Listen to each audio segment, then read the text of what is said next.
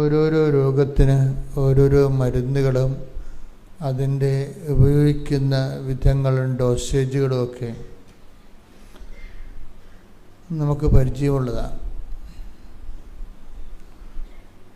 അതുപോലെ തന്നെയാണ് ജീവിതത്തിലെ ഓരോരോ വിഷയത്തിന് ഓരോരോ പരിഹാര മാർഗങ്ങളാണ്.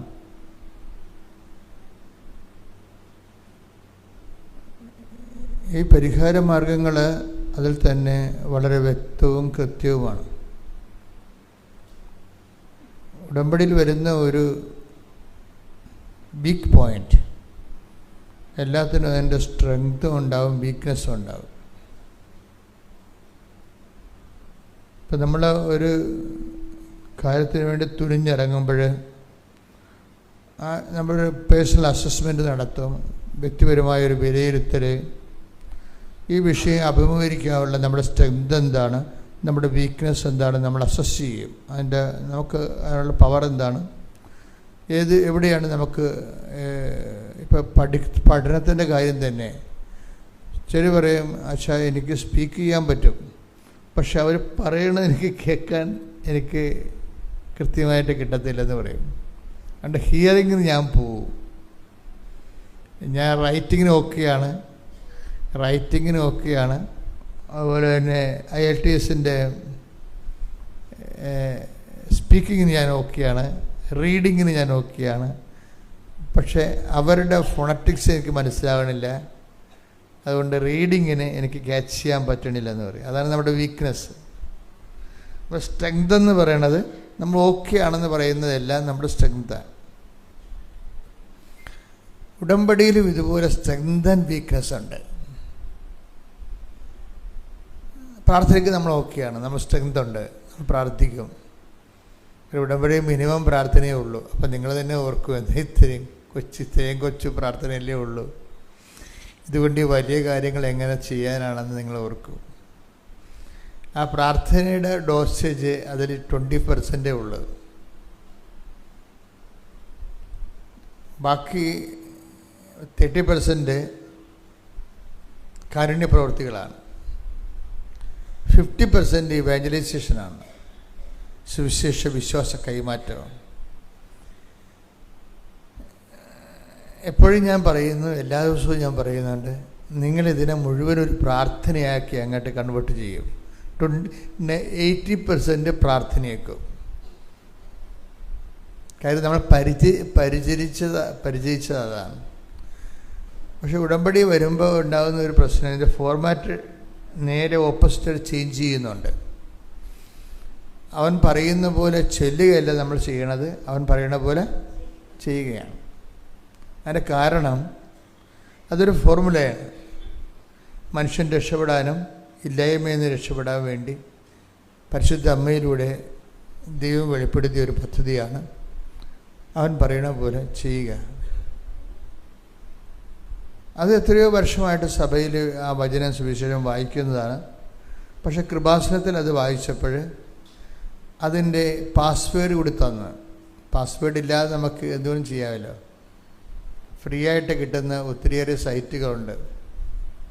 പക്ഷെ ചിലതിന് നമ്മൾ പേയ്മെൻ്റാണ്, പൈസ കൊടുത്താൽ മാത്രമേ ഫർദറായിട്ട്. ഇപ്പം നമുക്ക് ഒരു എസ്സേ, ഇപ്പം ചാറ്റ് GTP ഒക്കെ നമുക്ക് ഒരു എസ്സേ ഒക്കെ ഫോർമുലേറ്റ് ചെയ്യാൻ സഹായിക്കും. പക്ഷേ ചില പുസ്തകങ്ങളുടെ ആന്തരിക കണ്ടൻറ്റുകൾ വേണമെങ്കിൽ നമ്മൾ പേയ്മെൻറ്റ് നടത്തണം, പൈസ കൊടുത്താൽ മാത്രമേ കിട്ടത്തുള്ളൂ. ഇപ്പം വചനത്തിൻ്റെ ഒരു അവസ്ഥ അതാണ്. വചനം വായിക്കുമ്പോൾ കിട്ടുന്നതെല്ലാം ഫ്രീ ആയിട്ട് കിട്ടുന്നതാണ്. ഓരോ വചനത്തിനും പാസ്വേഡുണ്ട്, പേയ്മെൻറ്റ് നടത്തിയിട്ട് കിട്ടുന്നത്. കൃപാസനത്തിൽ ഈ 2:5 യോഹന്നാൻ്റെ സുവിശേഷം 2:5 അവൻ പറയണ പോലെ ചെയ്യുക എന്നുള്ള വാക്ക് 2000 വർഷങ്ങളായിട്ട് ഇവിടെ വായിക്കപ്പെടുന്നതാണ് സുവിശേഷത്തിലെ. പക്ഷെ അതിൻ്റെ അകത്തൊരു ഉടമ്പടി ഇരിപ്പുണ്ടെന്നുള്ളതാണ് കൃപാസനത്തിന് കിട്ടിയ പ്രത്യേക വെളിപാട്. അതിന് ശരിക്കും പേയ്മെൻ്റാണത്. അതെന്ത് പേയ്മെൻ്റെന്ന് വെച്ച് കഴിഞ്ഞാൽ ഞങ്ങളിവിടെ ചെയ്തത് 2003 ഒരു വർഷം മുഴുവനും അഖണ്ഡ ജപമാല 1000 മണി ജപമാല 6 ദിവസത്തെ മഴയെന്നൊക്കെ പറഞ്ഞ പോലെ 6 ദിവസത്തെ കൊന്തമുണ്ടായിരുന്നു ഇവിടെ. രാത്രിയും പകലും ജപമാല ചെല്ലും. 1 മണിക്കൂർ പോലും 1 മിനിറ്റ് പോലും കളയാതെ രാത്രിയും പകലും തോരാതെ ഇങ്ങനെ ജപമാല ചെല്ലുമായിരുന്നു ഇവിടെ. ഒരു കൂടാരമൊക്കെ കെട്ടിയിട്ട് അതിൻ്റെ അകത്തിരുന്ന് ഓരോരോ ഗ്രൂപ്പുകൾ വന്ന് അണമുറിയാതെ ഇങ്ങനെ ജപമാല ചെല്ലുമായിരുന്നു 2003. അത് ഒക്ടോബർ മാസം 25-ാം തീയതിയാണ് തുടങ്ങിയത്. പിറ്റേ കൊല്ലം ഒക്ടോബർ മാസത്തിലാണ് അത് തീരണത്. 2004 ആണ് ആ അണമുറിയാത്ത ജപമാല തീരണത്. അതിനുശേഷം 2004 ഒക്ടോബർ 25-ന് തീരുമ്പോൾ ഡിസംബർ ആയപ്പോൾ മാതാവ് പ്രത്യക്ഷപ്പെട്ടു. മാതാവ് പ്രത്യക്ഷപ്പെട്ടെങ്കിലും ദുരന്തം ഉണ്ടാകാൻ പോണ് പ്രാർത്ഥിക്കണമെന്നാണ് അമ്മ പറഞ്ഞത്. അപ്പോൾ സമയഘടികാരം നെഞ്ചിൽ ചാർത്തി സിൽവർ ഗ്രേയിലാണ് അമ്മ പ്രത്യക്ഷപ്പെടുന്നത്. ഇതിൻ്റെ വലിയ ഒരു ഇമ്പാക്റ്റ് ആ ദിവസങ്ങളിൽ ഇല്ലാതിരുന്നത്. എനിക്കാണെങ്കിൽ ഇത് ഇങ്ങനെ ലോകം മുഴുവൻ വ്യാപിപ്പിക്കേണ്ട ഒരു കാര്യമായിട്ട് തോന്നിയില്ല. തോന്നുന്നത് വെച്ചാൽ ആ പരുവക്കേടായിരുന്നു അന്നത്തെ കാലം. അതൊക്കെ ഇവിടെയൊക്കെ ഇത് തുടങ്ങി വരുന്നൊരു സമയമാണ്. അപ്പം അതുകൊണ്ട് സഭയിൽ നിന്ന് ചോദ്യങ്ങളുണ്ടാവും. ഇത് ആൾക്കാരെ കൂട്ടാൻ വേണ്ടി നിങ്ങൾ വല്ല തരികിട പരിപാടിയും കാണിക്കണമെന്ന് വിചാരിച്ചുകൊണ്ട്, അപ്പം എനിക്ക് ആ വിഷയത്തിൽ വല്ല സസ്പെൻഷനൊക്കെ വരുമെന്ന് വിചാരിച്ചുകൊണ്ട് ഞാനത് മിണ്ടാതെ അങ്ങനെ നടന്നു. ഈ ജനങ്ങളോട് പറഞ്ഞ് നമ്മൾ പ്രത്യക്ഷപ്പെട്ട കാര്യമെങ്കിലും പ്രചരിപ്പിച്ചില്ല. പിന്നെ 10 കൊല്ലം കഴിഞ്ഞ് 2014 അവസാനമായപ്പോൾ സെപ്റ്റംബർ ആയപ്പോൾ വാടിപ്പെട്ടി പോയി. അവിടെ വെച്ചാണ് എനിക്കവിടെ കയറാൻ പറ്റാത്ത അമ്മയുടെ സന്നിധാനം, അവിടെ മാതാവ് പ്രത്യക്ഷപ്പെട്ടതാണ്. അപ്പോൾ അവിടെ സന്നിധാനത്ത് കയറാൻ പറ്റാത്ത ഒരു മാനസികാവസ്ഥ വന്ന് ഞാൻ ഡൗൺ ആയിട്ട് അങ്ങനെ പുറത്ത് നിൽക്കുകയാണ്. വിജയകുമാറിനെ കൊണ്ട് ഞാൻ നേർച്ചയിടിച്ചിട്ട് തിരിച്ചു പോന്നു. വിജയകുമാർ എന്നോട് ചോദിച്ചു, എന്തുകൊണ്ടാണ് ഈ അച്ഛൻ കയറാത്തത്? അപ്പോൾ ഞാൻ പറഞ്ഞു, എനിക്കിവിടെ കയറാൻ അനുവാദമില്ലെന്ന് പറയണം അമ്മ. ഇതിനേക്കാൾ വ്യക്തമായിട്ടാണ് കൃപാസനത്തിൽ പ്രത്യക്ഷപ്പെട്ടത്. നീ അത് പൂത്തിവെച്ചിരിക്കുന്ന കാരണം നിനക്ക് മരണസമയത്ത് ഇതിനെ ഉത്തിരിപ്പ് കടവുണ്ടാകുമെന്ന്. കാര്യം അതെനിക്ക് പേടിയായിപ്പോയി. ഈ പ്രത്യക്ഷീകരണം ഇവിടെ പ്രഖ്യാപിക്കേണ്ട കാരണം ഇത്രയും എനിക്ക് വേറെ പ്രശ്നങ്ങളൊന്നുമില്ലായിരുന്നു. അതായത് എൻ്റെ മരണസമയത്ത് ദൈവം നടത്തിയ ഈ വലിയ കാര്യം ലോകത്തോട് പറയാതെ മരിച്ചാൽ അത് ഉത്തിരിപ്പ് കടമാകുമെന്ന് പറഞ്ഞപ്പോഴാണ് ഞാൻ പിന്നെ മുമ്പും പുറകും നോക്കാതെ ഇവിടെ വന്ന് 2015 അമ്മയെ പ്രതിഷ്ഠിച്ച്. അന്ന് പ്രതിഷ്ഠിച്ച മാതാവാണ് അവിടെ ഇരിക്കുന്നത്. അത് കൃപാസന മാതാവല്ല, ലൂർദ് മാതാവിൻ്റെ രൂപമാണ് നമ്മുടെ ഉണ്ടായിരുന്നത്. പിന്നീട് ഞാനൊരു രൂപം എനിക്ക് മനസ്സിലായില്ല, ഈ പൂർണ്ണ ലൈൻ അത് മോശമാണ്, ദൈവം വളരെ ശ്രദ്ധയോടുകൂടിയാണ് വിഷയം കൈകാര്യം ചെയ്യണതെന്ന് മനസ്സിലായപ്പോൾ ഞാൻ ന്യൂട്രായിട്ട് ആദ്യം ഒരു മാതാവ് 1987 എൻ്റെ മുറിയിൽ കൊണ്ടുവന്നായിരുന്നു. അന്ന് മുതലാണ് ഞാൻ മാതാവിലേക്ക് കുറച്ച് അടുത്തത്. ഞാൻ പ്രൈവറ്റ് പേഴ്സണൽ ജപമാലയൊക്കെ ചെല്ലാൻ തുടങ്ങിയത് അവിടെ വെച്ചാണ്. ഞാൻ ഈ മാതാവിൻ്റെ രൂപം കൊണ്ട് ചമ്പക്കുളത്ത് കൊടുത്തും പറഞ്ഞ് ഞാനൊരു മാതാവിനെ കൃപാസനത്തിൽ കണ്ടായിരുന്നു. അത് സിൽവർ ഗ്രേ ആണ്, നടുക്ക് ക്രോക്കുണ്ടായിരുന്നു, 10-8 സൂചി കാണിച്ചിരുന്നു. എനിക്ക് ആ മാതാവിൻ്റെ രൂപം പോലെ അത് എനിക്ക് പറഞ്ഞു തരാനേ പറ്റത്തുള്ളൂ. അതുകൊണ്ട് എൻ്റെ കയ്യിലുള്ള രൂപം ഇതാണെന്ന് പറഞ്ഞ് ഞാനത് കൊടുത്തു. ചപ്പക്കുളത്ത് കൊണ്ട് കൊടുത്തിട്ട് ഈ രൂപം ചെയ്യാൻ വേണ്ടി പറഞ്ഞു. അപ്പോൾ അതൊരു അങ്ങനെ ഒന്നും ഒരു ശില്പിയോട് പറയാൻ പറ്റത്തില്ല. അച്ഛന് വട്ടാണെന്ന് തോന്നും. കാര്യം ഞാൻ മനസ്സിലുള്ള രൂപം നിങ്ങൾ ചെയ്യണമെന്ന് പറഞ്ഞാൽ എങ്ങനെ ശരിയാണ്? എൻ്റെ മനസ്സിലുള്ള രൂപമേ നിങ്ങൾ ചെയ്യണം. നിങ്ങൾക്കൊരു മോഡൽ വേണമെങ്കിൽ എൻ്റെ കയ്യിൽ എന്നെ അമ്മയിലേക്ക് നയിച്ചൊരു രൂപമുണ്ട്, അത് ഇത് കൊണ്ടുവന്നു. എൻ്റെ അതായത് മൊബൈൽ അതിൻ്റെ പടങ്ങളെല്ലാം എടുത്ത് എന്തൊരു മാതാവിൻ്റെ രൂപം ഉണ്ടാക്കി. 1 കൊല്ലം കൊണ്ടാണ് ഈ രൂപം ഉണ്ടാക്കിയത്. അപ്പോൾ ചമ്പക്കുളത്ത് ഞാനൊരു ദിവസം ചെല്ലുമ്പോൾ തെങ്ങിൻ ചവിട്ടി ഈ രൂപം ഇരിപ്പുണ്ട് അവിടെ ഉണ്ടാക്കി വെച്ചിട്ട് വെയിലത്ത് വെച്ചതല്ലാതെ ആ ശില്പിയുടെ മുറി സ്ഥലമില്ലായിരുന്നു. അത് കാരണം അടുത്തടുത്ത് ഓർഡർ വന്നപ്പോൾ മാതാവിനെ അവർ പുറത്ത് വെച്ച്. അപ്പോൾ ഞാൻ ചെല്ലുമ്പോൾ വലിയ മാതാവല്ലേ പുറത്തിരിപ്പുണ്ട്. അപ്പോൾ ഞാനും തങ്കച്ചനും സണ്ണിച്ചേട്ടനും കൂടി അവിടെ ചെല്ലുമ്പോൾ മാതാവിനൊക്കെ ഉണ്ട്. മാതാവ് തങ്കച്ചേട്ടൻ പറഞ്ഞ് ഇത് മാതാവാണെന്ന് എന്നോട് ചോദിച്ചു. കാര്യം അന്ന് വേറെ ലുക്കായിരുന്നു. ഇന്ന് നിങ്ങൾ കാണുന്ന കൃപാസന മാതാവ് എൻ്റെ ലുക്കല്ലായിരുന്നു. ഇങ്ങനെ ഇത് ചോദിച്ചപ്പോൾ എനിക്കും തോന്നി, എനിക്കും സംശയം തോന്നി, ഇതെന്തിങ്ങനെ ഇത് ചോദിച്ചല്ല, ഇങ്ങനെയല്ല ഞാൻ ഉദ്ദേശിച്ചതെന്ന്. പക്ഷെ ഞാൻ ഇവിടെ കൊണ്ടുവന്ന് മാതാവിനെ വെച്ചതിന് ശേഷം ഇതുപോലെയൊക്കെയുള്ള ഒരു സെറ്റപ്പ് ഉണ്ടാക്കി. അപ്പോൾ ഞാൻ ഈ പള്ളിയിലിരിക്കുകയാണ്. മാതാവിനെ കൊണ്ടുവന്ന് വെച്ചതിന് ശേഷം ഞാനൊരു ദിവസം സന്ധ്യയ്ക്ക് ഇവിടെ വന്ന്, സന്ധ്യയ്ക്ക് ഇടുന്നപ്പോൾ ഇവിടെയെല്ലാം ഇരുട്ടാണ്, മാതാവിൻ്റെ മുഖത്ത് മാത്രം ലൈറ്റ് കിടപ്പുണ്ട്. അപ്പം ഞാനിങ്ങനെ മാതാവിലേക്ക് ഇങ്ങനെ കണ്ണ് ചിമ്മി അവിടെ നോക്കുമ്പോഴുണ്ട് അന്ന് പ്രത്യക്ഷപ്പെട്ട ഒരു കടുകിന് പോലും വ്യത്യാസമില്ലാത്ത അതേ മാതാവാണിത്. അപ്പം എനിക്ക് മനസ്സിലായി, കളി മാറുകയാണെന്ന് മനസ്സിലായി. കാര്യം ഞാൻ ഈ സ്വകാര്യമായിട്ട് ഈ അമ്മയുടെ കൂടെ സഞ്ചരിക്കുമ്പോൾ എനിക്കുണ്ടാകുന്ന വ്യക്തിപരമായ അനുഭവങ്ങളാണ് നിങ്ങളോട് പറയണത്. അപ്പം മനസ്സിലായി, ഇത് അമ്മ കരുതിക്കൂട്ടി ഇറങ്ങിയിരിക്കുകയാണ്, കളി മാറുകയാണെന്ന് മനസ്സിലായി. കാര്യം ഞാനിത് ഈ പ്രത്യക്ഷീകരണം സഭയെ പേടിച്ച് ആവശ്യമില്ലാത്തൊരു വേസ്റ്റ് പേടിക്കലായിട്ട് ഞാനിത് പതുക്കി വെച്ചിരിക്കുകയായിരുന്നു. അമ്മ ഇപ്പം വിഷയം നേരിട്ട് ഏറ്റെടുത്ത്, സെൻട്രൽ കമ്മിറ്റി നേരിട്ട് വിഷയം ഏറ്റെടുത്ത്. അപ്പോഴെനിക്ക് വാടിപ്പെട്ടി വെച്ചൊരു പ്രത്യക്ഷീകരണ പ്രാർത്ഥന തന്നായിരുന്നു. അതിൻ്റെ പരിഷ്കരിച്ച രൂപമാണ് ഇപ്പം നിങ്ങൾ വായിക്കണത്, പ്രത്യക്ഷീകരണ പ്രാർത്ഥന ഉൾപ്പെടെ. അവിടെ അമ്മയുടെ പ്രത്യക്ഷീകരണത്തിൻ്റെ അകത്ത് ഈ പ്രകൃതിയും ഇപ്പം കാർബണിൻ്റെ കളറല്ലേ ശരിക്കും പറഞ്ഞാൽ, കരിമേഘങ്ങളുടെ ഒരുതരം കളറും കലുഷിതമായ അന്ത്യകാലത്തിൻ്റെ നിറമാണ്. ഈ അന്ത്യകാലത്തിൻ്റെ നിറം, സമയത്തിൻ്റെ ചുരുക്കവും എല്ലാം ഈ വല്ലാത്ത വിഷയങ്ങളാണ്. ഇന്നുവരെ പ്രത്യക്ഷപ്പെട്ടിട്ടുള്ള പ്രത്യക്ഷീകരണങ്ങളിൽ ടോപ്പ് സീരിയസ് ആയിട്ടുള്ള ഡീപ്പായിട്ടുള്ളൊരു വിഷയമാണിത്. അതനുസരിച്ച് തന്നെ വല്ലാത്ത അനുഭവങ്ങൾ വരാൻ തുടങ്ങി ആൾക്കാർക്ക്. ഈ പ്രത്യക്ഷീകരണ പ്രാർത്ഥന ചൊല്ലി അതിൻ്റെ പേരിൽ അമ്മ ആഗ്രഹിക്കുന്ന ഒരു കൃപാവര പദ്ധതി, അതായിരുന്നു ആദ്യത്തെ പ്രത്യക്ഷ പ്രാർത്ഥന. അമ്മ ആഗ്രഹിക്കുന്ന ഒരു കൃപാവര പദ്ധതി കൃപാസനത്തിലും ഞങ്ങളുടെ കുടുംബത്തിലും നിറവേറാൻ ഇടയാക്കണമേ. അതാണ് വാടിപ്പെട്ടി വെച്ച് കിട്ടിയ പ്രത്യക്ഷ പ്രാർത്ഥന. അതിൻ്റെ അകത്ത് 8-10 ലൈനേ ഉള്ളൂ. അപ്പോൾ കൃപാവര പദ്ധതി കിട്ടിക്കഴിഞ്ഞപ്പോഴാണ് നമ്മൾ പിന്നീട് ആ പ്രാർത്ഥന മാറ്റിയിട്ട് പുതിയ പ്രാർത്ഥന ചെയ്തു തന്നത്. ഇപ്പോഴത്തെ പ്രാർത്ഥന ആദ്യത്തെ പ്രാർത്ഥനയല്ല. വാടിപ്പെട്ടി വെച്ച് കിട്ടിയ പ്രാർത്ഥനയിൽ അമ്മ ആഗ്രഹിക്കുന്ന ഒരു കൃപാവര പദ്ധതി കൃപാസനത്തിലും ഞങ്ങളുടെ കുടുംബത്തിലും നിറവേറാൻ ഇടയാക്കണമെന്നാണ്. അത് മാത്രം പ്രാർത്ഥിച്ച് 6 മാസം പ്രാർത്ഥിച്ച് ആയിരക്കണക്കിന് മനുഷ്യർ പ്രാർത്ഥിച്ച് അമ്മ ആഗ്രഹിക്കുന്ന കൃപാവര പദ്ധതി കൃപാസനത്തിലും ഞങ്ങളുടെ കുടുംബത്തിലും നിറവേറാൻ ഇടയാക്കണമേ. അങ്ങനെ 6 മാസം പ്രാർത്ഥിച്ച് ഒരു ദിവസം വേളാങ്കണ്ണിയിൽ 90 ജപമാല ചൊല്ലിക്കൊണ്ട് നിൽക്കുമ്പോഴാണ് ഈ വിജയകുമാർ പറയണത്, എഗ്രിമെൻ്റ് എന്താണ് വെച്ചാന്ന് ചോദിച്ചു. എഗ്രിമെൻ്റ് ഞാൻ പറഞ്ഞു എന്താണ്?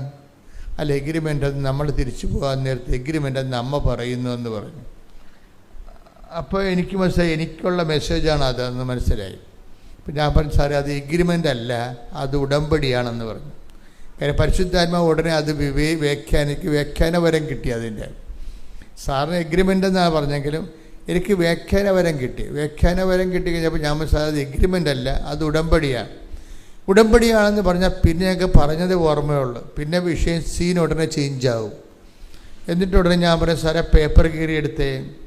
അപ്പോൾ സാർ ഉടനെ താഴെ ഇരുന്ന് കെട്ടിയും പൊട്ടി പോരാൻ പോകുകയായിരുന്നു.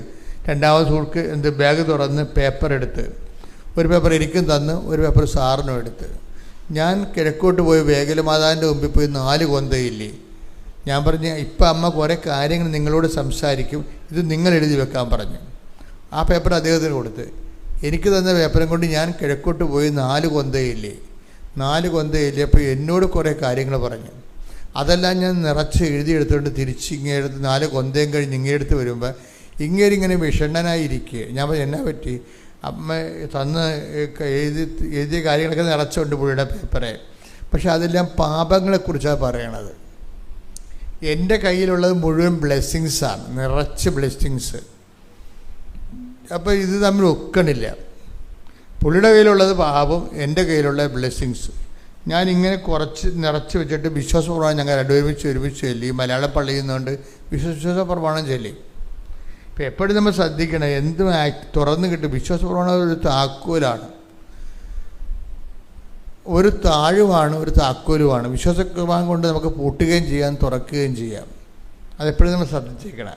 ഇപ്പം ചില കാര്യങ്ങൾക്ക് ഇപ്പോൾ നിങ്ങൾ വീട്ടിൽ നിന്ന് ഇറങ്ങിപ്പോരണം, വീട്ടിൽ നിന്ന് ഇറങ്ങിപ്പോകണമെങ്കിൽ ആ വീട് പൂട്ടണത് നിങ്ങൾ ആ വിശ്വാസപ്രമാണം ചൊല്ലി പൂട്ടിക്കളയണം ആ വീട്. അപ്പം പിന്നെ ഒരു ചലിക്കത്തില്ല. അതിന് നമ്മളെ ഒരു പാമ്പ് പോലും കയറത്തില്ല അതിൻ്റെ അകത്ത്. അതുപോലെ തന്നെയാണ് തുറക്കണത്. ഇപ്പോൾ ഒരു കാര്യം മനസ്സിലായില്ലെങ്കിൽ ആദ്യം ചെയ്യേണ്ട വിശ്വാസപ്രമാണമാണ് ചൊല്ലണം. ഇപ്പോൾ ഒരു കാര്യം മനസ്സിലാവണില്ല, ഇപ്പോൾ ഒരു കാര്യത്തിൽ ഒരു വീട്ടിൽ നിന്ന് ഇറങ്ങിപ്പോവുകയാണ്, ഇന്ന് ആരൊക്കെ കാണാൻ പറ്റും, അവരവിടെ ഉണ്ടാകുമോ, നമ്മൾ ചെല്ലുമ്പോൾ അവർ അംഗീകരിക്കുമോ, പറയണ കേൾക്കുമോ, പോകുന്ന കാര്യം നടക്കുമോ. അപ്പോൾ ആദ്യം ചെല്ലേണ്ടത്, ഓപ്പൺ ചെയ്യേണ്ടത് താക്കോൽ വിശ്വാസപ്രമാണമാണ്. വിശ്വാസപ്രമാണം ചൊല്ലിയിട്ട് വേണം നിങ്ങൾ വേറെ എന്ത് പ്രാർത്ഥനയും ചെല്ലാൻ. ഇപ്പം ഞങ്ങൾ ഉടനെ ഇത് മനസ്സിലാവണില്ലല്ലോ എന്ന് വിചാരിച്ചുകൊണ്ട് ഉടനെ ഞങ്ങൾ വിശ്വാസപ്രമാണം ചൊല്ലി. വിശ്വാസപ്രമാണം ചൊല്ലിയ ഉടനെ ഈ സാധനം തുറന്ന് കിട്ടി. എന്താണ്? അനുതപിച്ചാൽ നീ അനുഗ്രഹം പ്രാപിക്കും. അപ്പോഴാണ് അത് ഉടമ്പടിയാണത്. അപ്പം അത് ഓപ്പണായി. എന്താണ്? അനുതപിച്ചാൽ നീ അനുഗ്രഹം പ്രാപിക്കും. അപ്പോൾ ഈ രണ്ട് പേപ്പറിന് നടുക്കുള്ള വാക്കതാണ് നടപടി. അത് യെശയ്യായുടെ പുസ്തകമാണ്. 1:18 വരണതാണ്. അനുതപിച്ചാൽ നീ അനുഗ്രഹം പ്രാപിക്കും. ഒന്ന് ആ ഭാഗം ഒന്ന് വായിച്ച്. യെശയ്യാ 1:19. യെശയ്യാ 1:19. അനുസരിക്കാൻ സന്നദ്ധരെങ്കിൽ നിങ്ങൾ ഐശ്വര്യം ആസ്വദിക്കും. അപ്പം ദൈവവചനത്തോട് അനുസരിച്ച് കഴിഞ്ഞാൽ അവിടെ വെച്ച് തന്നെ ഉടമ്പടിയായി. ഇത് കഴിഞ്ഞിട്ട് ഞങ്ങൾ ഉടമ്പടി അപ്പോൾ ഇവിടെ വന്നതിന് ശേഷം പിന്നെ ഒരു അമ്മ ശരിക്കും ഓപ്പൺ ചെയ്ത് തരണമുണ്ടല്ലോ. അപ്പം പിന്നെ നമ്മൾ അതനുസരിച്ച് മൂവ് ചെയ്ത് പോവുകയാണ്. ഇപ്പം ഞങ്ങളിതുപോലെ ആൾക്കാർ വന്ന് ഉടമ്പടി ചെയ്യാൻ തുടങ്ങി. അപ്പം അതിൻ്റെ അകത്ത് പാപങ്ങളുണ്ട്. പാപങ്ങൾ വെറുത്ത് ഉപേക്ഷിച്ചിട്ട് ആൾക്കാർ നിയോഗങ്ങൾ കൊണ്ടുവന്ന് സമർപ്പിക്കുന്ന ലളിതമായൊരു ഉടമ്പടിയാണ് 2016 അത് നടന്നുകൊണ്ടിരിക്കുന്ന സമയത്ത് പിന്നെ കുറേ ഇഷ്യൂസൊക്കെ ഉണ്ടായി. അപ്പോൾ അത് ഇങ്ങനെ ഒരു സിറ്റുവേഷൻസ്, പുതിയൊരു പ്രാർത്ഥനാക്രമം വന്നപ്പോൾ പലയിടത്തും ചോദ്യങ്ങളുണ്ടായി. എന്താണിത്, എവിടെ നിന്നാണിത്, എങ്ങനെയാണിത്, ബൈബിള് വിരുദ്ധമാണോ, ദൈവശാസ്ത്ര വിരുദ്ധമാണോ എന്നൊക്കെ സഭയുടെ ഉള്ളിൽ നിന്നൊക്കെ ചോദ്യങ്ങളുണ്ടായി. അപ്പോൾ എനിക്ക് തോന്നി ഇതെന്ന് ആൾക്കാർക്ക് ബോധ്യപ്പെടുത്താൻ വേണ്ടി, മെത്രാനച്ചന്മാർക്കെല്ലാം ബോധ്യപ്പെടുത്താൻ വേണ്ടി ഇത് എഴുതണമല്ലോ എന്ന് എഴുതി. അങ്ങനെ എഴുതി 72 മണിക്കൂർ എഴുതിയ 170 പേജുകൾ 72 മണിക്കൂർ കൊണ്ട് എഴുതിയതാണിത്. ആ എഴുതിയതിൻ്റെ കൂട്ടത്തിലാണ് ഇതെല്ലാം വരണം. ഉപ്പ്, ഉടമ്പടി തൈലം, ഉടമ്പടി ഇങ്ങനെ ഓരോ സാധനങ്ങളും അതിൻ്റെ വിശദീകരണങ്ങളും അതിൻ്റെ സുവിശേഷ പശ്ചാത്തലങ്ങളും ഇങ്ങനെ എല്ലാം എഴുതുകയാണ്. അത് ദൈവം ഇങ്ങനെ എല്ലാ നിമിഷങ്ങളും ഇങ്ങനെ തന്നുകൊണ്ടിരിക്കുന്നു ഓരോ സംഭവം. ഇതെല്ലാം കൂടി ആകുമ്പോൾ ഇത് വലിയൊരു സംഭവമായിട്ട് മാറുകയാണ്. അപ്പോഴാണ് പ്രയോഗവിധികൾ വരണത്. പ്രയോഗവിധികൾ ഇപ്പോൾ നമുക്ക് പ്രഖ്യാപനങ്ങളുണ്ട്, പ്രാർത്ഥനയുണ്ട്, പക്ഷേ പ്രയോഗവിധികളില്ല. പ്രയോഗവിധികളെന്ന് പറയുന്നത് സഭയിൽ കുറവാണ്. സഭയിലുണ്ടായിരുന്ന പ്രയോഗവിധികൾ തന്നെ കുറഞ്ഞുകൊണ്ടിരിക്കുകയാണ്. ഇപ്പോൾ നമ്മൾ പെസകാവ് വലിയ ശനിയാഴ്ച നമുക്ക് പണ്ട് ആനാമ്പെള്ളം തരത്തില്ല, പുത്തൻവെള്ളം തരികയില്ലേ. ഇപ്പോൾ പുത്തൻവെള്ളം ആൾക്കാർ ഉപയോഗിക്കണില്ലല്ലോ അധികം. അതിൻ്റെ കാരണം എന്ന് വെച്ച് കഴിഞ്ഞാൽ ഈ പ്രയോഗവിധികളെക്കുറിച്ച് പിന്നീട് വന്ന അച്ഛന്മാർക്ക് ഇതിൻ്റെ കാര്യങ്ങൾ അറിയാൻ പറ്റാതെ വന്ന് പുത്തൻവെള്ളത്തിൻ്റെ ഗുണമെന്ന് പണ്ടൊരു കുരുത്തോലയും കെട്ടി കുത്തൻവെള്ളം തളിച്ചാൽ അവിടെ നിൽക്കുക, അത് പിശാചായാലും. കാര്യം എന്താണ്? നമ്മുടെ അപ്പന്മാർക്ക് അറിയാമായിരുന്നു വിശ്വാസപ്രമാണത്തിൻ്റെ പവർ എന്താണെന്ന്, പുത്തൻവെള്ളം എന്താണെന്ന് അറിയാമായിരുന്നു. പിന്നീട് വന്ന ഈ തിയോളജിയും ബൈബിളൊക്കെ പഠിച്ചിട്ട് വന്ന ആൾക്കാർക്ക് ഈ ആ പുസ്തകത്തിലുള്ള പശുവാണ്, അത് പുല്ല് തിന്നത്തില്ല. മിക്കവാറും പുല്ല് തിന്നുന്ന പശു ചത്തുപോയി. കാര്യം പാരമ്പര്യം അറിയത്തില്ല.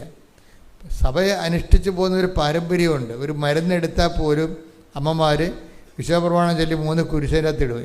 ഇപ്പോഴത്തെ അമ്മമാരിടുവാന്ന് നമുക്കറിയത്തില്ല. പഴയ അമ്മമാർ കുഞ്ഞുങ്ങൾക്ക് മരുന്ന് കൊടുക്കുമ്പോൾ മരുന്നല്ല കാര്യം, കർത്താവാണെന്ന് അറിഞ്ഞുകൊണ്ട് തന്നെ അവർ അതിൻ്റെ പുറത്ത് കുരിശിടും. കുരിശിട്ടിട്ട് മാത്രമേ മരുന്ന് കൊടുക്കത്തുള്ളൂ. കാര്യം അത് പാരമ്പര്യമാണ്. അത് അനുഷ്ഠിച്ചിരുന്ന ഒരു കാലവും ആ ഒരു തലമുറയൊക്കെ മണ്ണടിഞ്ഞു പോയി. സഭയുടെ അകത്തും പുറത്തും ഈ മണ്ണിടിച്ചിൽ ഉണ്ടായിട്ടുണ്ട്.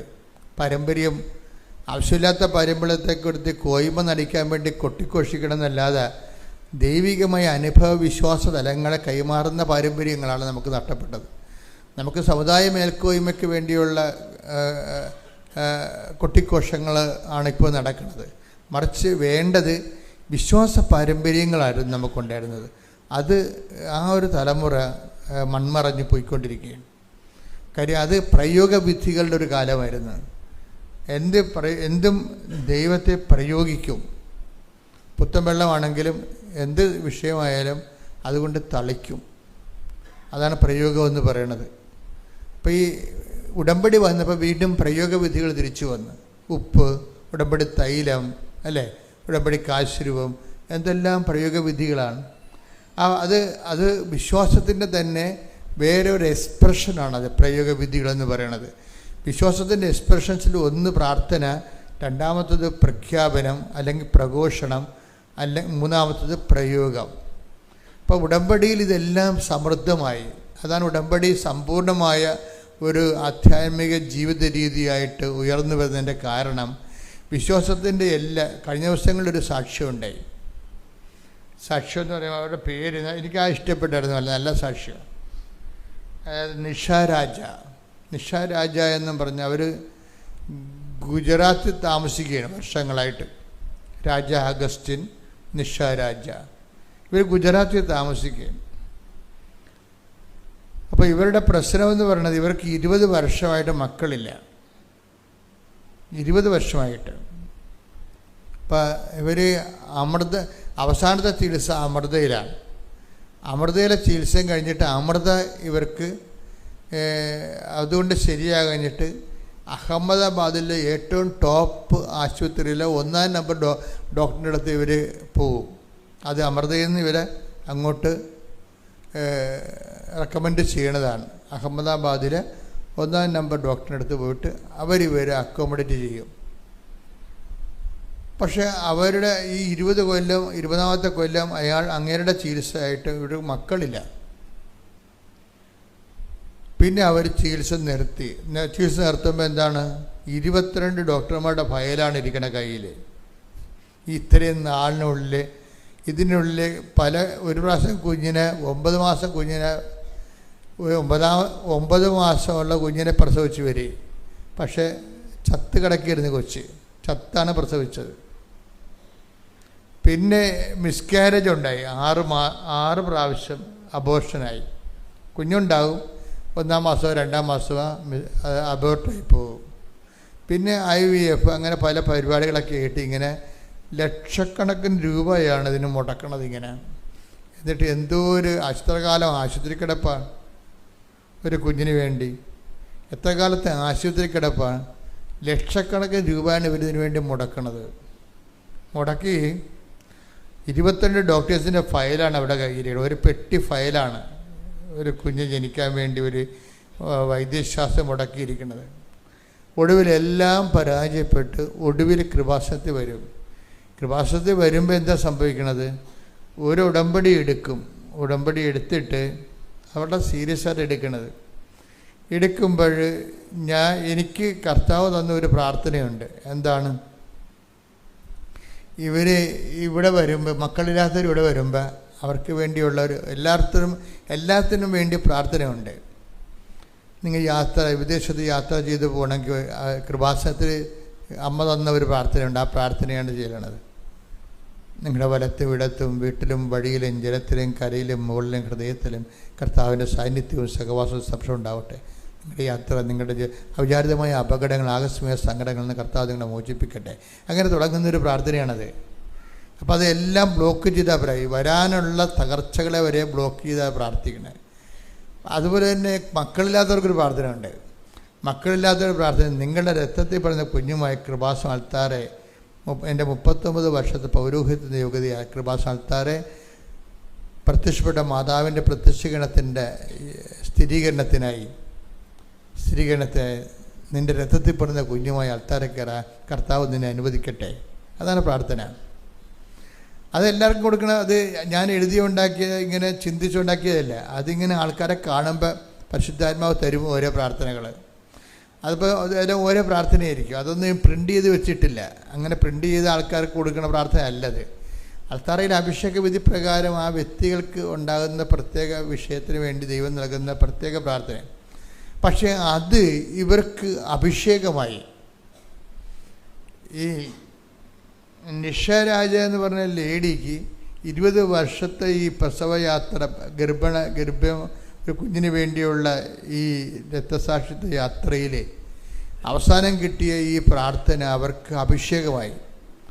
അറിവാണ് നമുക്കെല്ലാവർക്കും കിട്ടുന്നത്. അത് അഭിഷേക വിധിയിലേക്ക് ചെല്ലുമ്പോൾ ആന്തരിക ബോധ്യം കിട്ടും. അറിവിന് ഭൗതിക ബോധ്യമേ കിട്ടത്തുള്ളൂ. അഭിഷേകത്തിന് ആന്തരിക ബോധ്യം കിട്ടും.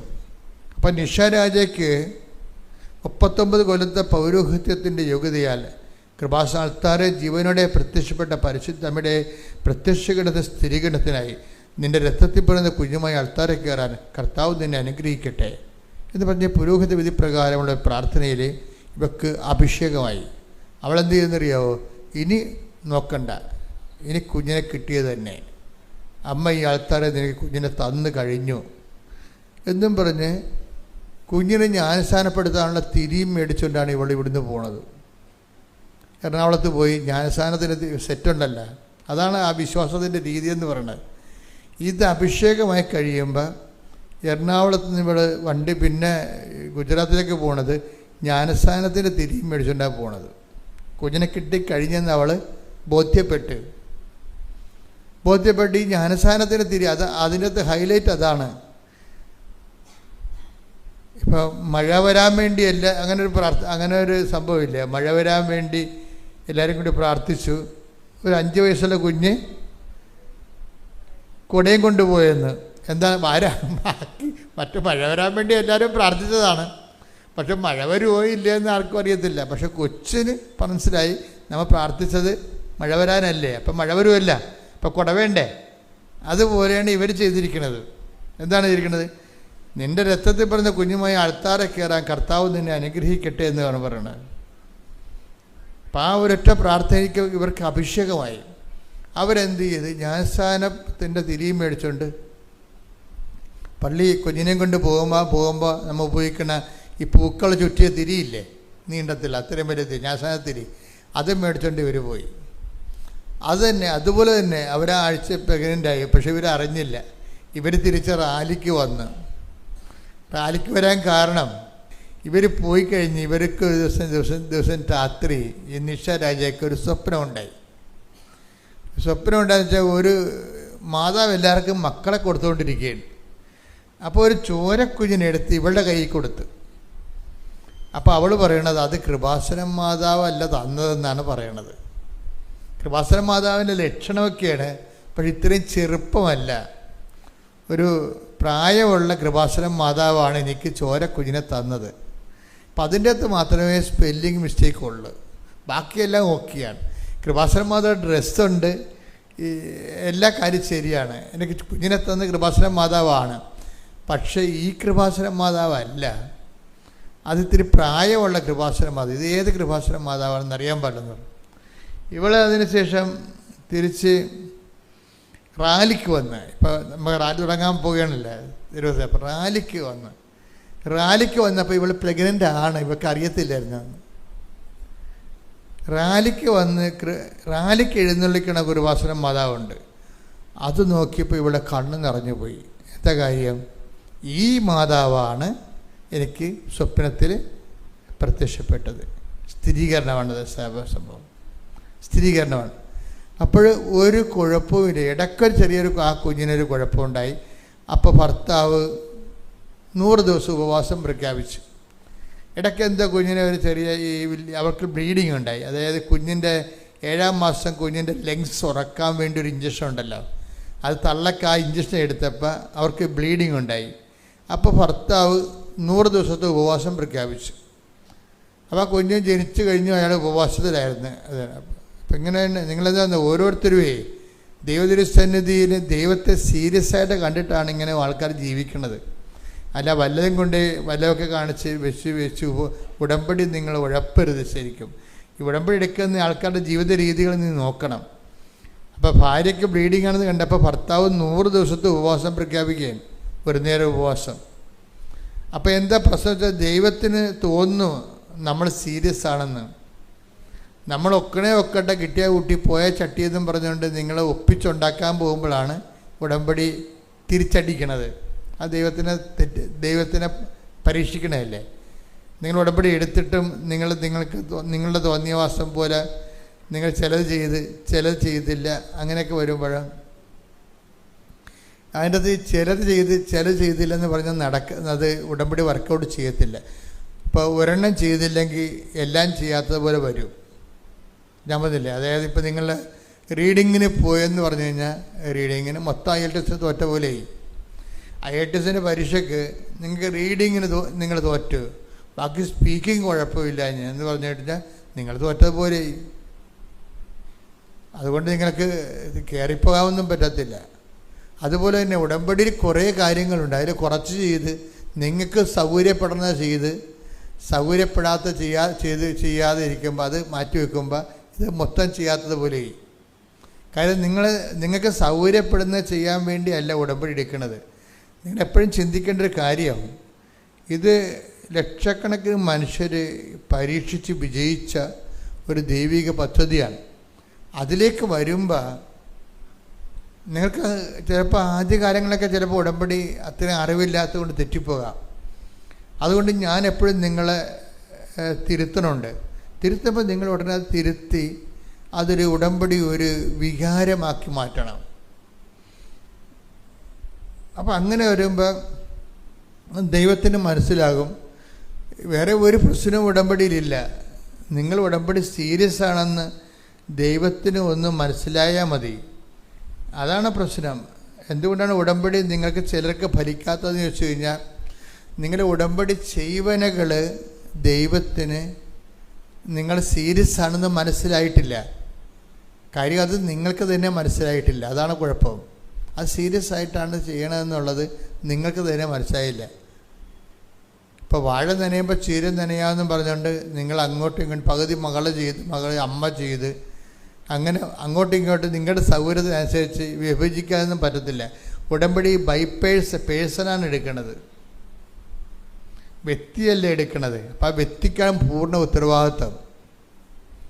ആരാണ് ഉടമ്പടി എടുക്കുന്നത് ആ വ്യക്തിക്കാണ് ദൈവത്തോട് പൂർണ്ണ ഉത്തരവാദിത്വം ഉള്ളത്. അപ്പം അതുകൊണ്ട് തന്നെ ചെറുക്ക് ഉടമ്പടി എടുത്തു കഴിയുമ്പോൾ ഭയങ്കര സന്തോഷമാണ്. എന്താ കാര്യം? ഉറപ്പായ ഒരു കാര്യത്തിന് ദൈവമായിട്ട് ഒരു ഉടമ്പടിയിലായിരിക്കുന്നു എന്നുള്ളതല്ലേ എൻ്റെ ഏറ്റവും വലിയ കാര്യമെന്ന് പറയണത്. ഇപ്പം ഇത് മനുഷ്യനാണെങ്കിൽ ദൈവത്തോട് ഒത്തിരിയേറെ ചോദ്യങ്ങൾ മനുഷ്യൻ ഈശോ വന്നപ്പോൾ ദൈവത്തോട് ചോദിച്ചിട്ടുണ്ട്.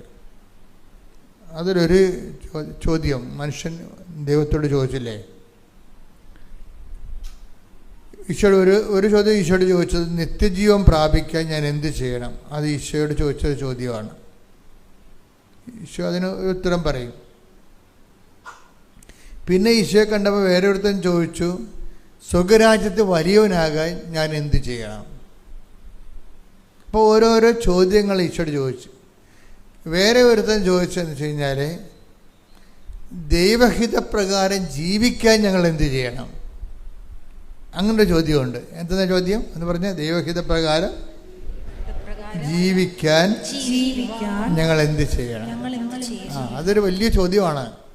6:28 വായിച്ച യോഹന്നാന്റെ സുവിശേഷം. യോഹന്നാൻ 6:28.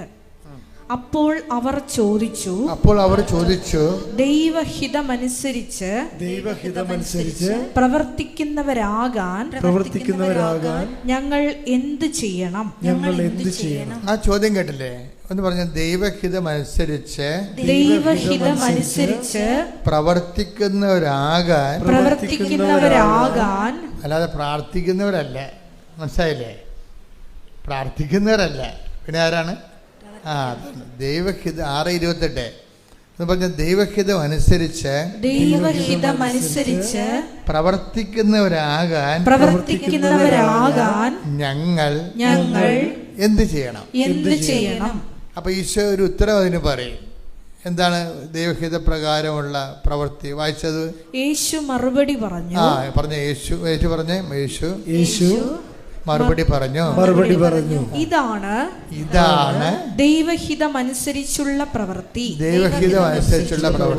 അവിടുന്ന് അയച്ചവനിൽ വിശ്വസിക്കുക.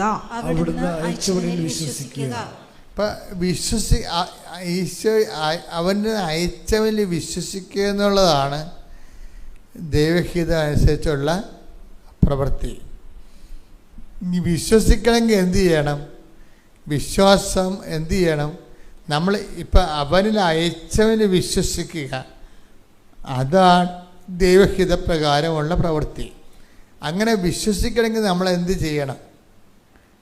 വിശ്വാസം പ്രവൃത്തികളാലാണ് നീതീകരിക്കപ്പെടുന്നത്.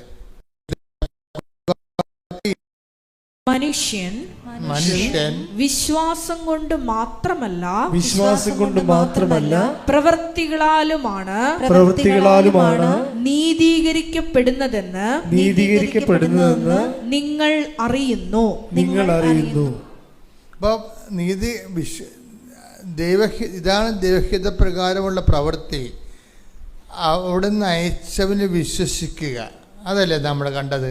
ഇപ്പം വിശ്വസിക്കുന്ന ഈശ്വര് വിശ്വസിക്കുന്നു എന്ന് പറഞ്ഞാൽ വിശ്വസിക്കുന്നു പറഞ്ഞിട്ട് കാര്യമില്ല. എന്ത് ചെയ്യണം? എന്താണ് ഈ യാക്കോബ് 2:24 വർക്കൗട്ട് ചെയ്യണം. എന്താണ് അത്? വായിച്ചേ. മനുഷ്യൻ വിശ്വാസം കൊണ്ട് മാത്രമല്ല പ്രവൃത്തികളാലുമാണ് നീതീകരിക്കപ്പെടുന്നതെന്ന് നിങ്ങൾ അറിയുന്നു. അപ്പോൾ ദൈവഹിത പ്രകാരം ജീവിക്കാൻ ഞങ്ങൾ എന്ത് ചെയ്യണമെന്ന് ചോദിച്ചു കഴിഞ്ഞാൽ ഉത്തരം എന്താണ്? അവിടുന്ന് അയച്ചവനിൽ വിശ്വസിക്കുക എന്ന് വെച്ചാൽ എന്താണെന്ന് ചോദിച്ചു കഴിഞ്ഞാൽ, വിശ്വാസം നീതീകരിക്കപ്പെടുന്നത് പ്രവൃത്തികൾ വഴിയാണ്. അതാണ് ഈ ഉടമ്പടി എന്ന് പറയുന്നത്. പ്രവൃത്തികൾ എന്ന് പറഞ്ഞാൽ എന്ത് പ്രവൃത്തികളാണ്? എന്തെങ്കിലും പ്രവൃത്തികളാണ്? അല്ല. പിന്നെ എന്താണ്? അവൻ പറയണ പോലെയുള്ള പ്രവൃത്തികൾ, അവൻ പറയണ പോലെ ചെയ്യുക, അതാണ് വിഷയം. അവൻ അത് വായിച്ച് യോഹന്നാൻ 2:5 അവന്റെ അമ്മ പരിചാരകരോട് പറഞ്ഞു അവൻ നിങ്ങളോട് പറയുന്നത് ചെയ്യുവിൻ. അപ്പൊ ഈ അവൻ നിങ്ങളോട് ദൈവഹിത പ്രകാരമുള്ള പ്രവൃത്തി എന്താ? ദൈവഹിത പ്രകാരം ജീവിക്കാൻ ഞങ്ങൾ എന്ത് ചെയ്യണമെന്ന ചോദ്യത്തിന് ഉത്തരം എന്താണ്? അവിടുന്ന് അയച്ചവനിൽ വിശ്വസിക്കുക. എന്ത് വിശ്വസിക്കണം എന്നുള്ള ഉത്തരം എന്താണ്? വിശ്വാസം പ്രവൃത്തികളാൽ നീതീകരിക്കപ്പെടുന്നു. എന്ത് പ്രവൃത്തി എന്ന് ചോദിച്ചു കഴിഞ്ഞാൽ എന്താണ്? അവൻ പറയുന്ന പോലെ ചെയ്യുക. ഇത് ഇന്റർകണക്റ്റഡാണ്. അപ്പോൾ ദൈവഹിത പ്രകാരമുള്ള പ്രവൃത്തി എന്ന് പറഞ്ഞാൽ എന്താണ്? ഉടമ്പടി ജീവിതമാണ്. കൈയടിച്ച് ശ്രുതിക്കട്ടെ ഹല്ലേലൂയ. എനിക്ക് നിങ്ങളോട് പറയാനുള്ളത്, ദൈവം ഒരിക്കലും എന്നെ സംബന്ധിച്ചിടത്തോളം എനിക്ക് എൻ്റെ കാര്യമല്ലേ ഉറപ്പായിട്ട് പറയാൻ പറ്റത്തുള്ളൂ. ദൈവം ഒരു വിശ്വാസത്തിൻ്റെ സബ്ജക്റ്റേ അല്ല. ദൈവം ഒരു വിശ്വാസത്തിൻ്റെ സബ്ജക്റ്റ് ആകുന്നത് ആധ്യാത്മികതയുടെ ആദ്യ തലങ്ങളിൽ മാത്രമാണ്. പിന്നീട് നമ്മൾ വിശ്വസിക്കുകയല്ല, നമ്മൾ കാണുകയാണ്. ഉടമ്പടിയിൽ എന്നൊക്കെ പറയണത് ഇപ്പം തന്നെ ആ ചേച്ചിയുടെ അവർക്ക് ഈ അറിവ് അഭിഷേകമായിട്ട് മാറും. അതുകൊണ്ടാണ് ഞാൻ അവരെ ആശീർവദിക്കുമ്പോൾ അവർ ജ്ഞാനസാരത്തിരിയും മേടിച്ചുകൊണ്ട് പോകണം. ഇനി ഉറപ്പായെന്നും പറഞ്ഞ് പോകണെന്താണ്? ഉറപ്പ് അത് അറിവിനങ്ങനെ ഒരു ഗുണമുണ്ട്. നിങ്ങളെപ്പോഴും നമ്മൾ ശ്രദ്ധിക്കേണ്ടത്, ഈ ഉടമ്പടി ഞാൻ 5 പുതുക്കി 15 പുതുക്കി എന്നൊക്കെ പറഞ്ഞ് നിങ്ങൾ എന്നെ ഭീഷണിപ്പെടുത്തുകയല്ല ചെയ്യേണ്ടത്. നിങ്ങൾ അറിവിൻ്റെ തലത്ത് നിന്ന് അഭിഷേകത്തിലേക്ക് മാറിയാൻ നോക്കണം. ആധ്യാത്മികത എന്ന് പറഞ്ഞാൽ നല്ല രസമാണ്. ആധ്യാത്മികത എന്ന് പറയുന്നത് നല്ല ഡെപ്തുള്ള വിഷയമാണ്. അറിവ് കുറേ നാളായില്ലേ നിങ്ങൾ അതിൻ്റെ അകത്ത് ജീവിക്കുന്നവരില്ലേ? അപ്പം അങ്ങനെയുണ്ട്. അതിൻ്റെ ആനുപാതികമായ വളർച്ച ഉണ്ടാകണം. നിങ്ങൾക്ക് ചുറ്റും തീയുണ്ടാകും, പുകയുണ്ടാകും, നിങ്ങളുടെ മക്കൾ തോന്നിവാസികളാകും, അല്ലെങ്കിൽ നിങ്ങളുടെ വീട്ടിൽ ഭർത്താവ് വെള്ളമടിക്കാരനാകും, അല്ലെങ്കിൽ ഭാര്യ നിങ്ങളുടെ ആത്മീയം അംഗീകരിക്കാത്ത ആളാകും. വീട്ടിൽ മക്കളാരും നിങ്ങളുടെ പ്രാർത്ഥന കേൾക്കുമ്പോൾ തന്നെ ചിരി വരും, അവർക്ക് നിങ്ങളെ ആക്ഷേപിക്കും. അങ്ങനെ പല കാര്യങ്ങളും വീട്ടിൽ നടക്കും. നിങ്ങൾ തീയിലൂടെ നടക്കുമെന്ന് ഈശോ പറഞ്ഞല്ല, അത് തീയാണ്. പക്ഷെ എന്താണ് സംഭവിക്കുന്നത്? തീ നിങ്ങളെ പൊള്ളിക്കുകയില്ല. അതാണ് അഭിഷേകം എന്ന് പറയുന്നത്. എടുത്തത് വചനെടുത്ത് യെശയ്യാ 43:2. സമുദ്രത്തിലൂടെ കടന്നു പോകുമ്പോൾ സമുദ്രത്തിലൂടെ കടന്നു പോകുമ്പോൾ ഞാൻ നിന്നോട് കൂടെ ഉണ്ടായിരിക്കും. നദികൾ കടക്കുമ്പോൾ അത് നിന്നെ മുക്കിക്കളയുകയില്ല. അഗ്നിയിലൂടെ നടന്നാലും നിനക്ക് പൊള്ളലേൽക്കുകയില്ല. നടക്കത്തില്ലെന്നല്ല സംഭവം, നടക്കും. ഞാനും നടക്കും, നിങ്ങളും നടക്കും. കർത്താവും നടന്നതാണ്, അമ്മയും നടന്നതാണ്. ഇവരെല്ലാം അഗ്നിശോധന കഴിഞ്ഞ ആൾക്കാരാണ്. അഗ്നിശോധന എന്തിനാണ് വെച്ചിരിക്കുന്നത്? അഗ്നിശോധനയെ അതിലംഘിക്കാൻ വേണ്ടി വെച്ചിരിക്കുകയാണ്. അഗ്നിശോധനയുണ്ട്. നിങ്ങളും നടക്കും, ഞാനും നടക്കും. അമ്മ അഗ്നിയിലൂടെ നടന്നതാണ്, കർത്താവ് അഗ്നിയിലൂടെ നടന്നതാണ്. പക്ഷെ എന്താ പറഞ്ഞത്? നമുക്ക് തന്നിരിക്കുന്ന വാഗ്ദാനം എന്താണ്? അഗ്നിയിലൂടെ നടക്കും, അഗ്നി നിന്നെ വിഴുങ്ങുകയില്ല. അതാണ് അഭിഷേകം എന്ന് പറയണത്. അതിനാണ് ഇപ്പം നടക്കണ എന്തിനാണ്? ഈ അഗ്നിയിലൂടെ നമ്മളെ നടത്തിക്കണ എന്തിനാണ്? നമ്മളെ പൊള്ളിക്കാനാണ്. എന്നിട്ട് കന്നേ കാളയെന്ന് പറഞ്ഞ് കാറി കൂവി നടക്കാൻ വേണ്ടിയാണ്? അല്ല. 1 Petrus 1:7. കാരണം അഗ്നിശോധനയെ അതിജീവിക്കുന്ന നശ്വരമായ സ്വർണത്തേക്കാൾ വിലയേറിയതായിരിക്കും പരീക്ഷകളെ അതിജീവിക്കുന്ന നിങ്ങളുടെ വിശ്വാസം. ഇപ്പം വിശ്വാസത്തിനെ അതിജീവിത വിശ്വാസമുണ്ട്, കേവല വിശ്വാസമുണ്ട്. കേവല വിശ്വാസത്തേക്കുള്ള അപ്ഗ്രേഡ് ചെയ്യാൻ വേണ്ടി നിങ്ങളുടെ വിശ്വാസത്തെ അതിജീവിത വിശ്വാസം ആക്കി മാറ്റുക. Survived faith, that is fidelity, persevering faith എന്നൊക്കെ പറയും. അതിജീവിത വിശ്വാസം. നിങ്ങളുടെ വിശ്വാസത്തെ അത് ടെസ്റ്റഡ് ഫെയ്ത്ത്, അതിൻ്റെ ഷുവർട്ടിയാണ്, എക്സലൻസിയാണ് അതിനകത്ത് വരുന്നത്. ഇപ്പം നിങ്ങൾ കടയിൽ നിന്ന് ചില ഇലക്ട്രോണിക്സ് ഉൽപ്പന്നം മേടിക്കുമ്പോൾ അതിലുണ്ടാകും എന്താണ്? ടെസ്റ്റഡ്. ഇത് ഞങ്ങൾ ടെസ്റ്റ് ചെയ്ത് നോക്കിയതാണെന്ന്. അത് നമ്മുടെ വിശ്വാസം ടെസ്റ്റഡ് ആണെങ്കിൽ നമുക്കത് നല്ല ആസ്തിഭദ്രത വർദ്ധിപ്പിക്കും. അതിന് ഇതുപോലെ ഓരോ പരീക്ഷ കഴിയുമ്പോഴും ഫെയ്ത്ത് മുമ്പത്തേക്കാൾ പവർഫുള്ളായിരിക്കണം. അല്ലാതെ കർത്താവ് ഇത് ഞങ്ങളോട് ഇങ്ങനെ ചെയ്തല്ല, ഞാൻ കുറേ പ്രാർത്ഥനക്കൊക്കെ നടക്കണമല്ലേ, കർത്താവിനിങ്ങനെ ഞങ്ങളോട് ചെയ്യാവാ എന്നൊക്കെ ചോദിച്ചുകൊണ്ട് നടക്കണം. അതുകൊണ്ട് അവിടെ വെച്ച് ആ വിശ്വാസം കരിഞ്ഞു മാറുകയാണ്. എപ്പോഴും നമ്മൾ ശ്രദ്ധിക്കണം. അതായത് മിണ്ടാതിരുന്നാലും മണ്ടത്തരങ്ങൾ ദൈവത്തോട് ചോദിക്കരുത്. പറഞ്ഞ മനസ്സിലായില്ലേ? മിണ്ടാതിരുന്നാലും മണ്ടത്തരങ്ങൾ ദൈവത്തോട് ചോദിക്കരുത്.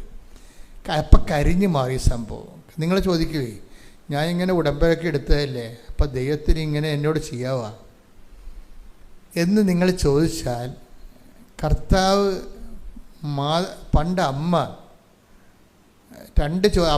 അമ്മയോടും നിക്കോദേമോസിനോടും ഈശോ ഉത്തരം മുട്ടിച്ച ഒരു ചോദ്യമുണ്ട്. എന്താണ്? ഈശോ പ്രീസപ്പോസ് ചെയ്യുന്നൊരു കാര്യമുണ്ട്.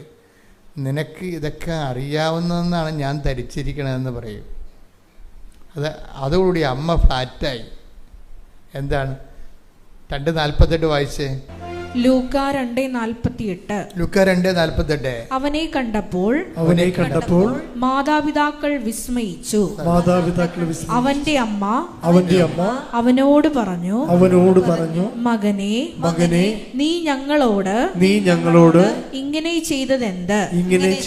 കണ്ട അമ്മ ചോദിച്ചതാണ്. ഏതാണ് ഈ കാണാതെ പോയില്ലേ കർത്താവിനെ? ദേവാലയത്തിൽ വെച്ച് വേദശാസ്ത്രങ്ങളെ തർക്കിച്ചുകൊണ്ടിരുന്ന സമയത്ത് മാതാവിൻ്റെ കയ്യിൽ നിന്ന് വിട്ടുപോയില്ലേ? അതാ ചോദിക്കേണ്ടത്, എൻ്റെ മകനെ നീ എന്താണ് ഞങ്ങളോട് ഇങ്ങനെ ചെയ്തത്? അത് നമ്മളും ചോദിക്കണതാണ്. ഞാൻ ഉടമ്പടി എടുത്തതല്ലേ, എന്താ ദൈവം എന്നോട് ഇങ്ങനെ ചെയ്തത്? അപ്പോൾ ഉടമ്പടി എടുക്കുമ്പോൾ നമ്മളെപ്പോഴും ശ്രദ്ധിക്കേണ്ട ഒരു വിഷയം വെച്ച് കഴിഞ്ഞാൽ, ദൈവത്തിന് നമ്മളെക്കുറിച്ച് അസസ്മെൻ്റ് ഉണ്ട്. നമ്മളെക്കുറിച്ച് നമുക്ക് അസസ്മെൻ്റ് ഇല്ല, എന്നുവെച്ചാൽ വിലയിരുത്തലില്ല. നമ്മളിപ്പോഴും എന്ന് പറയും ഈള പിടിച്ച പിള്ളേരെ പോലെ നടക്കണമെന്നല്ലാതെ. പക്ഷെ ദൈവം ഇങ്ങനെ വളർത്തി ഈ ഉടമ്പടിയിലേക്ക് വരുമ്പോൾ ഒരു മിനിമം നോളജ് നമുക്ക് നമ്മളെക്കുറിച്ച് ഉണ്ടാകണം എന്നാണ് ദൈവം പ്രീസപ്പോസ് ചെയ്യണത്. പണ്ട് ഈ നിക്കഡേമൂസിന് ഈ അബദ്ധം പറ്റിയായിരുന്നു. അമ്മയ്ക്ക് പറ്റിയ അതേ അബദ്ധം നിക്കഡേമൂസിന് പറ്റി, വേദശാസ്ത്രിക്ക് പറ്റിയായിരുന്നു. വേദശാസ്ത്രി ചോദിച്ചു, പ്രായമായ എനിക്ക് വീണ്ടും അമ്മയുടെ ഉദരത്തിൽ പ്രവേശിക്കാൻ പറ്റുമോ എന്ന് ചോദിച്ചപ്പോൾ ഈശോ ഇതുപോലൊരു ചോദ്യം ചോദിച്ചു. വായിച്ചേ, യോഹന്നാൻ 3:4. നിക്കോദേമോസ് ചോദിച്ചു, പ്രായമായ മനുഷ്യന് ഇത് എങ്ങനെ സാധിക്കും? അമ്മയുടെ ഉദരത്തിൽ വീണ്ടും പ്രവേശിച്ച് അവന് ജനിക്കുവാൻ കഴിയുമോ? ഈശോ എന്താ ചോദിച്ചത്? ഈശോയുടെ മറുപടി എന്താ? യോഹന്നാൻ 3:10. യേശു പറഞ്ഞു, നീ ഇസ്രായേലിലെ ഗുരുവല്ലേ? അതാണ് സംഭവം. ഈ പ്രീസപ്പോസ് ചെയ്യണം, നിനക്കിത് അറിയേണ്ടതല്ലേ? അമ്മയോട് ഇത് തന്നെയാണ് ചോദിച്ചിരിക്കുന്നത്, നിങ്ങളോട് ഇത് തന്നെ ചോദിക്കണത്, എന്നോട് ഇത് തന്നെ ചോദിക്കണത്. നീ ഇത്രയും നാൾ ക്രിസ്ത്യാനിയായിട്ട് ജീവിച്ച ആളല്ലേ? പാവത്തങ്ങൾ ആദ്യമായിട്ട് വരുന്നവർക്ക് കുഴപ്പമില്ല. പക്ഷേ നമുക്ക് കുറേ നാൾ ധ്യാനമൊക്കെ കൂടി വരുമ്പോൾ ഈ ചോദ്യം വരും, എന്താണ്? നീ എത്രയോ വർഷങ്ങളായി വചനത്തിൽ എൻ്റെ കൂടെ നടക്കുന്നു. അമ്മയോട് ചോദിച്ചത് എന്താ? അമ്മയോട് എന്താ ചോദിച്ചത്? ഇപ്പോൾ ഇവിടെ എന്താ ഈ നിക്കോദേമോസിനോട് ചോദിക്കണത് എന്താണ്? നീ ഇസ്രയേലിലെ ഗുരുവല്ലേ, ഉപദേഷ്ടാവല്ലേ? എന്താ ചോദിച്ചിരിക്കണത്?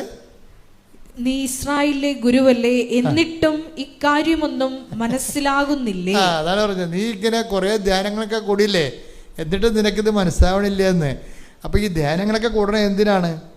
രോഗശാന്തി പ്രാർത്ഥിക്കാനും കുടുംബകാര്യം നടക്കാനല്ല, കുറേ കാര്യങ്ങൾ മനസ്സിലാക്കാൻ വേണ്ടിയാണ്. പറഞ്ഞ മനസ്സിലായില്ലേ? നമ്മൾ ധ്യാനങ്ങളൊക്കെ കൂടണത് എന്തിനാണ്? രോഗശാന്തി നേടാനും മകളെ കെട്ടിക്കാനും PR കിട്ടാനും വന്നതല്ല, അതിന് മാത്രമല്ല. എന്തിനാണ്? കുറേ കാര്യങ്ങൾ, ആത്മീയ കാര്യങ്ങൾ മനസ്സിലാക്കണം. ഒന്നിട്ട് വായിച്ച ഭാഗം. യേശു പറഞ്ഞു, നീ ഇസ്രായേലിലെ ഗുരുവല്ലേ, എന്നിട്ടും ഇക്കാര്യമൊന്നും മനസ്സിലാകുന്നില്ലേ? അപ്പൊ ഈ മനസ്സിലായാൽ തന്നെ ചോദ്യങ്ങളൊക്കെ അവസാനിപ്പിക്കും. നീ എന്താണ്, ഞാൻ ഉടമ്പടി എടുത്തിട്ടും നീ എന്താണ് ഞങ്ങളോട് ഇങ്ങനെ ചെയ്തതെന്നല്ലേ പല ആൾക്കാരും ചോദിക്കണത്. അത് ചോദിക്കുന്നതിൻ്റെ കാരണം എന്താണ്? ദൈവത്തിൻ്റെ വചനങ്ങളെ അനുഭവങ്ങൾ, അടയാളങ്ങൾ മാത്രം അന്വേഷിക്കുകയും ദൈവത്തിൻ്റെ വചനങ്ങൾ ദൈവം ആഗ്രഹിക്കുന്ന പോലെ മനസ്സിലാക്കാൻ ശ്രമിക്കാത്തതാണ്. ഈ മനസ്സിലാക്കാൻ ശ്രമിക്കാത്തത് നമുക്ക് മാത്രമല്ല, അമ്മയ്ക്ക് ഈ പ്രശ്നം ഉണ്ടായിരുന്നു. അതാണ്, നീ ഞങ്ങളോട് എന്താണ് ഇങ്ങനെ. അതാ 2:48. അത് കഴിഞ്ഞ് ഈശോ പറഞ്ഞ ഉത്തരവ് എന്താന്ന് ചോദിക്കുക. 2:49. നിങ്ങൾ എന്തിനാണ് എന്നെ അന്വേഷിച്ചത്? ഞാൻ എന്റെ പിതാവിന്റെ കാര്യങ്ങളിൽ വ്യാപൃതനായിരിക്കേണ്ടതാണെന്ന് നിങ്ങൾ അറിയുന്നില്ലേ? അതാണ് പ്രശ്നം. അമ്മ ഇത് അറിയേണ്ടതായിരുന്നു. അറിഞ്ഞിരുന്നെങ്കിൽ അങ്ങനെയുള്ള ചോദ്യം ചോദിക്കത്തില്ലായിരുന്നു. പിതാവിൻ്റെ കാര്യമെന്നും പറഞ്ഞ് ആധ്യാത്മികതയിൽ ഒരു വകുപ്പുണ്ട്. നിങ്ങൾ ദൈവത്തിലേക്ക് വരുമ്പോൾ ആ വകുപ്പിന് സംവരണങ്ങളില്ല, സെക്യൂരിറ്റിയുമില്ല. ഈശോയുടെ കാര്യങ്ങൾക്കാണ് നമുക്ക് സംവരണങ്ങളും നമ്മുടെ പാപങ്ങളൊക്കെ പൊറുക്കുകയും നമുക്ക് കുറേ ദൈവാനുഗ്രഹങ്ങളും അതൊക്കെ തന്ന് നമ്മുടെ സാന്ത്വനവും ക്ഷേമയൊക്കെ തന്നെ ഈശോയുടെ ഡിപ്പാർട്ട്മെൻറ്റിലാണ്. പിതാവിൻ്റെ ഡിപ്പാർട്ട്മെൻറ്റിലാണ് ചെന്ന് അവസാനിക്കണത്. നമ്മൾ അറിയാമല്ല, നമ്മൾ ചെന്ന് അവസാനിക്കണത് എവിടെയാണ്? പിതാവിൻ്റെ ഡിപ്പാർട്ട്മെൻറ്റിലാണ് ചെന്ന് ഈ ജീവിതം അവസാനിക്കണം അവിടെയാണ്. അവിടുത്തെ കാര്യങ്ങൾ നിത്യതയുമായിട്ട് ബന്ധപ്പെട്ടതാണ്. അത് കാരണം അവിടെ നമുക്ക് ഇതില്ല, സബ്സിഡി ഇല്ല, ഗ്രാൻറ്റും ഇല്ല, ഒന്നുമില്ല. മൊത്തം നമ്മൾ തിരിച്ചടക്കണം, ഒരു സുഖവും കിട്ടത്തില്ല. അതാണ് ഫാദേഴ്സ് അഫെയർ എന്ന് പറയുന്ന സംഭവം. അതിൻ്റെ അകത്ത് ഈശോയ്ക്കും രക്ഷപ്പെട്ടില്ല. ഈശോയും ആ പിതാവിൻ്റെ കാര്യം വന്നപ്പോൾ, അവസാനം വന്നപ്പോൾ അവിടെ ഭയങ്കര പേയ്മെൻ്റായി കഴിഞ്ഞപ്പോൾ ഈശോക്ക് അടക്കാൻ പറ്റാത്ത രീതിയിലുള്ള പേയ്മെൻറ്റ് വന്നവിടെ. ഇപ്പോൾ ഓരോരുത്തർക്കും അവരവരുടെ തോതനുസരിച്ച്, കഴിവനുസരിച്ചാണ് ഈ പ്രലോഭനം ഉണ്ടാകുന്നത്. അതുകൊണ്ടാണ് ഈശോ അവസാനിക്കുന്നത്, പിതാവേ അങ്ങനെ ഉപേക്ഷിച്ചത്. അതാണ് പിതാവിൻ്റെ കാര്യമാണത്. അപ്പം അവിടെ നമുക്ക് സബ്സിഡി ഇല്ല, ഗ്രാൻറ്റും ഇല്ല, ഒന്നുമില്ല. അത് നമ്മൾ പേയ്മെൻറ്റായിട്ട് കൊടുക്കണം. അതാണ് ഇതിൻ്റെ അകത്ത് വിശ്വാസത്തിൽ വരുന്ന പേയ്മെൻറ്റ് എന്ന് പറയുന്നത് അവിടെയാണ്. അതാണ് പിതാവിൻ്റെ കാര്യമെന്ന് പറയുമ്പോൾ നമ്മൾ അങ്ങോട്ട് കൊടുക്കണമല്ലാതെ ഇങ്ങോട്ടൊന്നും ക്യാഷ് ആൻഡ് കൈൻഡായിട്ട് ഒന്നും പ്രതീക്ഷിക്കണ്ട. ഇപ്പം നമ്മൾ പിതാവിൻ്റെ കാര്യത്തിൽ ഇപ്പോൾ 100 ജപമാല ചൊല്ലിയാലും 100 ജപമാലയ്ക്ക് നമ്മൾക്ക് റിട്ടേൺസ് ഒന്നുമില്ല, പലിശ പോലും അടയാൻ പറ്റത്തില്ല. ഇപ്പോൾ നമ്മൾ പറഞ്ഞില്ല, ഞങ്ങളെപ്പോഴും ബാങ്കിൽ കൊണ്ട് അടക്കുന്നുണ്ട്, പക്ഷെ അവരെല്ലാം അത് പലിശക്കാണ് പോകണമെന്നില്ലേ. അപ്പോൾ പലിശക്കെങ്കിലും പോകണ്ടല്ലോ. അത് ഇത് പിതാവിൻ്റെ കാര്യത്തിൽ പലിശക്ക് പോലും പോകത്തില്ല. എന്താ കാര്യം? നമുക്ക് തരുന്ന നിത്യതയാണ്. നിത്യത നമുക്ക് വില കൊടുത്ത് മേടിക്കാൻ പറ്റത്തില്ല. അപ്പം കിട്ടണതെല്ലാം അതിലേക്ക് ഫണ്ട് ചെയ്യുകയാണ്. അതാണ് പിതാവിൻ്റെ കാര്യം എന്ന് പറഞ്ഞാൽ എന്താണ്? നിത്യതയുമായിട്ട് ബന്ധപ്പെട്ട കാര്യങ്ങളാണ്. നിത്യത എന്ന് പറയുന്നത് യേശുക്രിസ്തുവിന്റെ വിശുദ്ധമായ രക്തത്താൽ വീണ്ടെടുത്ത കാരണം ദൈവം അതിൻ്റെ വില കൊടുത്തതാണ്. നിങ്ങൾക്ക് ഒരു വസ്തുവിന് 1,00,000 രൂപ വിലയുണ്ട്. നമ്മുടെ കയ്യിൽ എത്ര രൂപയുണ്ട് നിങ്ങളുടെ കയ്യിൽ? അപ്പോൾ നമ്മുടെ കയ്യിൽ 1,00,000 രൂപ വിലയുള്ള വസ്തുവിന് നമ്മുടെ കയ്യിൽ എന്തെങ്കിലും കുറഞ്ഞതൊരു 80,000 രൂപയെങ്കിലും വേണ്ടേ? 8 രൂപയാണ് ഉണ്ടെങ്കിൽ എന്തു ചെയ്യും? അതുപോലെ ഈ നിത്യതയ്ക്ക് വേണ്ടി നമുക്ക് എന്ത് കൊടുത്താലും നമുക്കത് റീഫണ്ടബിൾ അല്ല. അത് പലിശ പോലും അടയത്തില്ല. അതുകൊണ്ട് തന്നെ ചില പ്രാർത്ഥനകൾ നിങ്ങൾ അറിയേണ്ട കാര്യങ്ങൾ അറിയണം. ചില പ്രാർത്ഥനകൾ നിത്യനിക്ഷേപത്തിലേക്കാണ് പോണത്. പറഞ്ഞ മനസ്സിലായില്ലേ? ചില പ്രാർത്ഥനകൾ നിത്യനിക്ഷേപത്തിലേക്കാണ് പോണത്. അതിന് നമുക്ക് മറുപടി ഇല്ലാത്ത കുറേ പ്രാർത്ഥനകളുണ്ടാകും. അത് നിങ്ങൾ അറിയണം. നമ്മൾ ഏത് ഉടമ്പടി എടുത്താലും ഉടമ്പടിയുടെ മുത്തപ്പനെ എടുത്താലും ചില പ്രാർത്ഥന നിത്യനിക്ഷേപത്തിലേക്കാണ് പോകണം. പിതാവിൻ്റെ കാര്യമാണത്. പിതാവിൻ്റെ കാര്യത്തിലേക്ക് പോകുമ്പോൾ നമ്മൾ ഓർക്കണം, എൻ്റെ നിത്യത, എൻ്റെ മക്കളെ നിങ്ങളും ഞാനും ഓർക്കേണ്ട ഒരു കാര്യം ഇപ്പോൾ എന്നെ സംബന്ധിച്ചിടത്തോളം ആണെങ്കിൽ ചെയ്യാനുള്ള കാര്യമാണെങ്കിൽ ദൈവം ചെയ്തു തരും. ഒരു സംശയമില്ല കാര്യത്തിൽ. ഇത്രയും നാൾ ഞാൻ അങ്ങനെ തന്നെ ദൈവമായിട്ട് ജീവിച്ചിരിക്കണത്. ചെയ്യാനുള്ള കാര്യമാണെങ്കിൽ എൻ്റെ കാര്യമായാലും നിങ്ങളുടെ കാര്യമായാലും ദൈവം ചെയ്തു തരും. എൻ്റെ അത് ഡൗട്ടില്ല. അല്ല പിന്നെ ഞാൻ പറഞ്ഞിട്ടാണ് മാതാവ് പ്രത്യക്ഷപ്പെട്ടത്? അല്ല, ഞാൻ പറഞ്ഞിട്ടാണ് ഉടമ്പടി തന്നത്. ഉടമ്പടിയെക്കുറിച്ച് എനിക്കൊരു കുന്തം അറിയത്തില്ലായിരുന്നു. ഇതെല്ലാം സ്വർഗത്തിൻ്റെ പദ്ധതി പോലെ തന്നതുകൊണ്ട് ദൈവം തന്നതാണ്, ഇങ്ങോട്ട് തന്നതാണ്. അപ്പം അത്രയും ബന്ധം ദൈവമായിട്ടുണ്ട്. പക്ഷേ അതുകൊണ്ട് എന്തെങ്കിലും നിവൃത്തി ഉണ്ടെങ്കിൽ ദൈവം അത് ചെയ്യും. ചില കാര്യങ്ങൾ ദൈവം ചെയ്യേയില്ല. എന്താ കാര്യം? അത് നിത്യനിക്ഷേപത്തിലേക്ക് ആ ക്യാരി ഓവർ ചെയ്തിരിക്കണത്. അപ്പോൾ നമുക്കൊരു സന്തോഷം തോന്നണം. ചില കാര്യം നടക്കാതിരിക്കുമ്പോൾ നമുക്കൊരു സന്തോഷം തോന്നണം. എന്താ കാര്യം? നിത്യജീവന് വേണ്ടി എനിക്ക് രജിസ്റ്റർ ആയിട്ടുണ്ടെന്ന്. അതാണ് വിഷയം. ഭൂമി വെച്ച് തന്നെ നമുക്കറിയാൻ പറ്റും രജിസ്റ്റർ ആയിട്ടുണ്ടാകുന്നില്ലേ എന്ന്. മനസ്സിലായില്ലേ? ഭൂമി വെച്ച് തന്നെ നമുക്കറിയാൻ പറ്റും നിത്യതയിൽ നമ്മൾ പേര് രജിസ്റ്റർ ആയിട്ടുണ്ടാകുന്നു. എന്താ? രജിസ്റ്റർ ആയിട്ടുണ്ടെങ്കിൽ അതിലേക്കുള്ള ഡിവിഡൻഡ് പോയിക്കൊണ്ടേയിരിക്കും.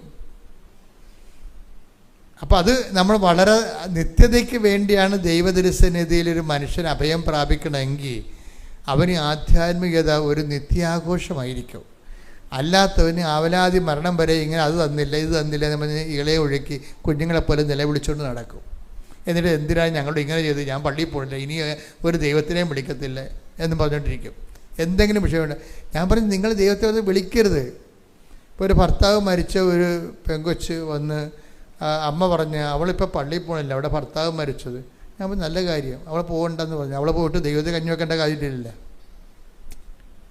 ഈ ദൈവദർശനിധി വരുമ്പോൾ എല്ലാം ഇങ്ങനെ പറഞ്ഞ് മേടിക്കാമെന്ന് പറഞ്ഞാണ് നിങ്ങളെ വീട്ടിൽ നിന്ന് കൊട്ടയും പട്ടിയോടെ ഇറങ്ങിയിരിക്കുന്നത്. അങ്ങനെയല്ല, അങ്ങോട്ട് കൊടുക്കാൻ വേണ്ടി കൂടിയാണ്.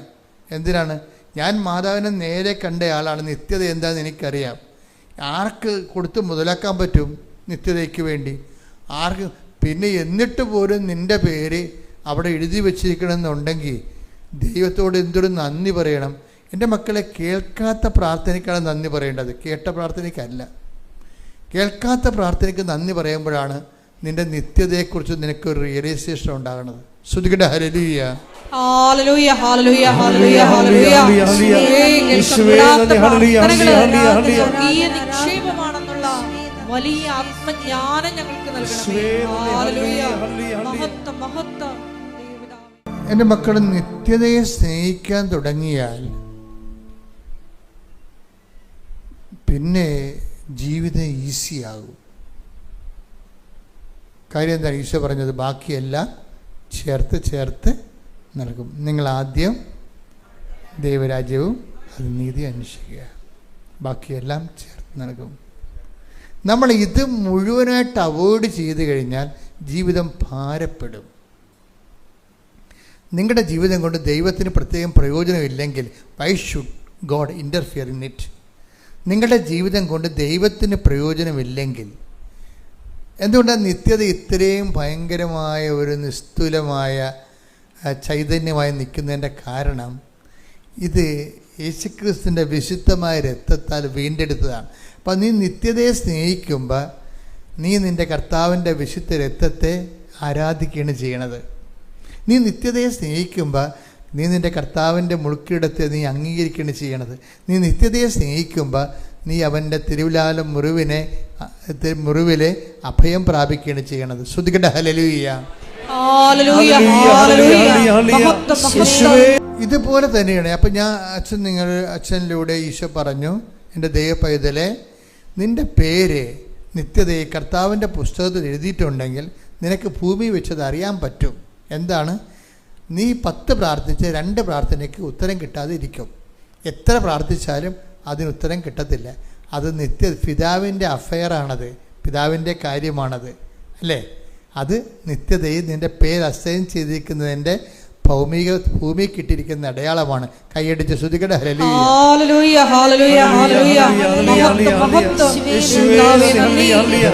ഇതുപോലെ തന്നെ ഒരു വിഷയമാണ്, ദൈവം മഹത്വപ്പെട്ടെങ്കിൽ നമ്മൾക്ക് ഭൂമിയിൽ വെച്ച് അറിയാൻ പറ്റും.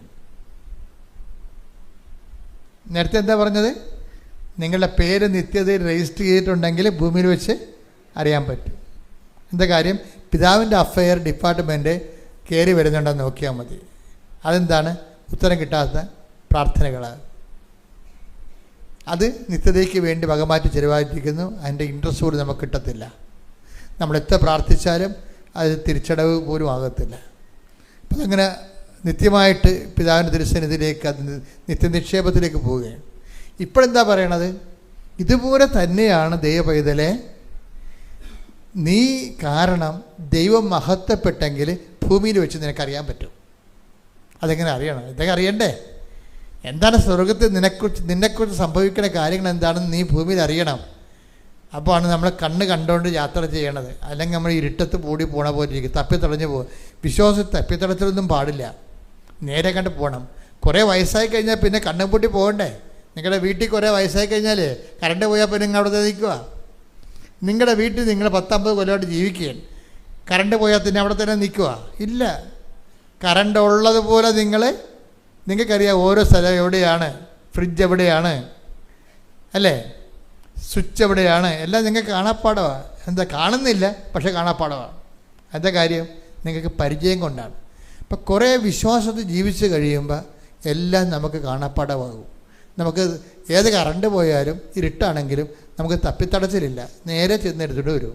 ശ്രുതികട ഹല്ലേലൂയ.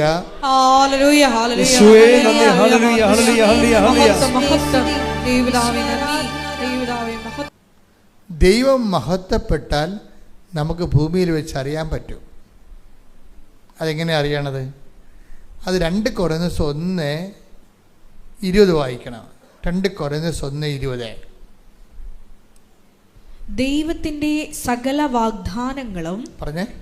ദൈവത്തിന്റെ സകല വാഗ്ദാനങ്ങളും ക്രിസ്തുവിൽ അതേ എന്ന് തന്നെ. അതുകൊണ്ട് തന്നെയാണ് ദൈവമഹത്വത്തിന് അവൻ വഴി ഞങ്ങൾ ആമേൻ പറയുന്നത്. അപ്പോൾ ഇത് വിഷയം എന്ന് വെച്ച് കഴിഞ്ഞാൽ ദൈവത്തിൻ്റെ സകല വാഗ്ദാനങ്ങളെല്ലാം പ്രാപിക്കുന്നത് എങ്ങനെയാണ്? ഒറ്റ വാക്കുകൊണ്ടാണ്. അതിൻ്റെ സിംഗിൾ പാസ്വേഡാണ്. ദൈവത്തിന് 8855 വാഗ്ദാനങ്ങളുണ്ട് ബൈബിളിലെ. ഇതെല്ലാം നമ്മുടെ ഈ അനുദിന ജീവിതത്തിനും നിത്യജീവിതത്തിനും ആവശ്യമായ അനുധാരികൾ ഉള്ളടക്കം ചെയ്തിരിക്കുന്നതാണ്. നമ്മൾ അനുഗ്രഹം പ്രാപിക്കുക എന്ന് വെച്ച് കഴിഞ്ഞാൽ അനുഗ്രഹം പ്രാപിക്കുക എന്ന് വെച്ച് കഴിഞ്ഞാൽ ബൈബിൾ അനുസരിച്ച് വാഗ്ദാനം പ്രാപിക്കണമെന്നതിൻ്റെ അർത്ഥം. ഈ സകല വാഗ്ദാനവും നമുക്ക് പ്രാപിക്കാൻ പറ്റും. എങ്ങനെ പ്രാപിക്കാൻ പറ്റും? ദൈവമഹത്വത്തിന് അവൻ്റെ നാമത്തിൽ എന്തു ചെയ്യണം? ആമേൻ പറയണം. ഇപ്പം ഒരു നല്ല വിശ്വാസി ആയിരിക്കുക എന്ന് വെച്ച് കഴിഞ്ഞാൽ നല്ലവണ്ണം ആമേൻ പറയാൻ പഠിക്കണം. അല്ല കാരിക്കൂവി ആമേൻ എന്ന് പറഞ്ഞാൽ പറയണവരല്ല. അപ്പം ആമേനിന് ശബ്ദമില്ല എന്നുള്ളതാണ് വിഷയം. ആമേൻ എന്ന സംഭവത്തിന് ശബ്ദമില്ല. ശബ്ദമില്ലാതെ ആമേൻ പറഞ്ഞ ആളാണ് അമ്മ. അമ്മയുടെ ജീവിതം മുഴുവനും അങ്ങനെയാണ്. എന്താണ്? ഇതാ കർത്താവിൻ്റെ ദാസി, അങ്ങേ വചനം പോലെ എന്നിൽ അതാണ് ആമേൻ എന്ന് പറയുന്നത്. നിൻ്റെ തിരുമനസ്സ് എന്നിൽ നിറവേറട്ടെ, ഫിയാത്ത്. നിശബ്ദ അമ്മ അതിനാണ് വേറൊരു വാക്ക് പറയണത്. എന്താണ്? ഹൃദയത്തിൽ സംഗ്രഹിച്ചു. അതാണ് ആമേൻ. അമ്മ ഹൃദയത്തിൽ സംഗ്രഹിച്ചു എന്ന് വെച്ചാൽ ഞാൻ അക്സെപ്റ്റ് ചെയ്തിരിക്കുന്നു. ഞാൻ ഇനി തർക്കിക്കത്തില്ല, ബഹളം ഉണ്ടാകത്തില്ല. ഞാൻ സഹനദാസിയായി. അല്ലേ? പഴയ നിയമത്തിൽ എന്താ എഴുതിയിരിക്കുന്നത്? സഹനദാസൻ. എന്തിൻ്റെ സ്വഭാവം എന്താ? Characteristic of suffering servant. എന്താണ് അത്? അവൻ തർക്കിക്കുകയോ ബഹളമുണ്ടാക്കുകയില്ല. തെരുവീഥികളിൽ അവൻ്റെ സ്വരം ആരും കേൾക്കുകയില്ല. Take the word of God. Mathai 12:18-19 തിരുവചനങ്ങൾ. ഇതാ ഞാൻ തിരഞ്ഞെടുത്ത എൻ്റെ ദാസൻ, എൻ്റെ ആത്മാവ് പ്രസാദിച്ച എൻ്റെ പ്രിയപ്പെട്ടവൻ. ഞാൻ അവൻ്റെ മേൽ എൻ്റെ ആത്മാവിനെ അയക്കും. അവൻ വിജാതീയരെ ന്യായവിധി അറിയിക്കും. അവൻ തർക്കിക്കുകയോ ബഹളം കൂട്ടുകയോ ഇല്ല. തെരുവീഥികളിൽ അവൻ്റെ ശബ്ദം ആരും കേൾക്കുകയില്ല. നീതിയെ വിജയത്തിലെത്തിക്കുന്നത് വരെ അവൻ ചതഞ്ഞ ഞാങ്ങണ ഒടിക്കുകയില്ല, പുകഞ്ഞ തിരി കെടുത്തുകയുമില്ല. പുകഞ്ഞ തിരി എന്ന് പറഞ്ഞാൽ വിശ്വാസമാണ്. അത് എന്താ? നീതിയെ വിജയത്തിൽ എത്തിക്കുന്നവരെ തിരി കെടുത്തത്തില്ലെന്ന്. എന്ന് വെച്ച് കഴിഞ്ഞാൽ വിശ്വാസത്തിൽ നിലനിൽക്കും. ദൈവഹിതം നിറവേറ്റുന്നവരെ. നീതി എന്ന് പറഞ്ഞാൽ എന്താണ്? ദൈവഹിതമാണ്. ദൈവഹിതം നിറവേറ്റുന്നവരെ വിശ്വാസത്തിൽ നിലനിൽക്കുമെന്നാണ് ഈ പറയണത്. അപ്പം ഇത് ഒരു പരിചരണമാണ്. ദൈവഹിത പ്രകാരമുള്ളൊരു പരിചരണമാണ്. അപ്പം ചില കാര്യങ്ങൾക്ക് അവിടെ പറയണത് നിശബ്ദമായ ആമേനാ പറയേണ്ടത്. ചില കാര്യങ്ങൾക്ക് നിശബ്ദമായ ആമേൻ. അതിന് ബൈബിൾ എന്താ പറയണത്? 2:19, 2:52 ലൂക്കാൻ്റെ സുവിശേഷം എന്താ പറയണത്? ഹൃദയത്തിൽ സംഗ്രഹിക്കുക. ആരുണ്ടാക്കിയ ആധ്യാത്മികതയെ? അമ്മയുടെ ആത്മാവിനെ. കൈയടിച്ച് ശ്രുതികട്ടെ. പറയണതെല്ലാം കർത്താവാണ് പറയണത്, അല്ലേ? അതാണ് നിശബ്ദമായ ആമേൻ. അവിടെ എന്താണ് ദൈവം എന്നോട് ഇങ്ങനെ ചെയ്തതെന്ന് ഈശോ ചോദിക്കുക. എന്തുകൊണ്ട് നീ എന്നെ ഉപേക്ഷിച്ചെന്ന് ഈശോ ചോദിക്കും. അപ്പോഴും അമ്മ നിശബ്ദമായി നിൽക്കും. അതാണ് നിശബ്ദമായ ആമേൻ എന്ന് പറയുന്നത്. നിശബ്ദമായ ആമേൻ. തർക്കിക്കത്തില്ല, ബഹളം ഉണ്ടാക്കത്തില്ല. എന്താണ്? സഹനദാസിയുടെ പ്രാർത്ഥനയാണത്, നിശബ്ദമായ ആമേൻ. ചില കാര്യങ്ങൾ ദൈവം ആവശ്യപ്പെടുമ്പോൾ നിങ്ങൾ തർക്കിക്കരുത്, ബഹളം ഉണ്ടാക്കരുത്. എല്ലാവരും ഉടമ്പടി എടുക്കാത്തവർ കാനഡയിൽ പോയില്ല, 5ാമത്തെ ഉടമ്പടി പുതുക്കിയിട്ട് ഞാൻ കാനഡയിൽ പോയില്ലല്ല ഇല്ലേ? അവർക്കെല്ലാം വീടായില്ല നാട്ടിൽ. ഇതിങ്ങനെ തർക്കിച്ചു കഴിഞ്ഞാൽ നിങ്ങൾ അവിടെ വെച്ച് ഉടമ്പടി അവസാനിപ്പിക്കണം. കാര്യം അത് ഉടമ്പടി നിങ്ങളറിയാതെ തന്നെ ഉടഞ്ഞു പോയി കാണും നേരത്തെ.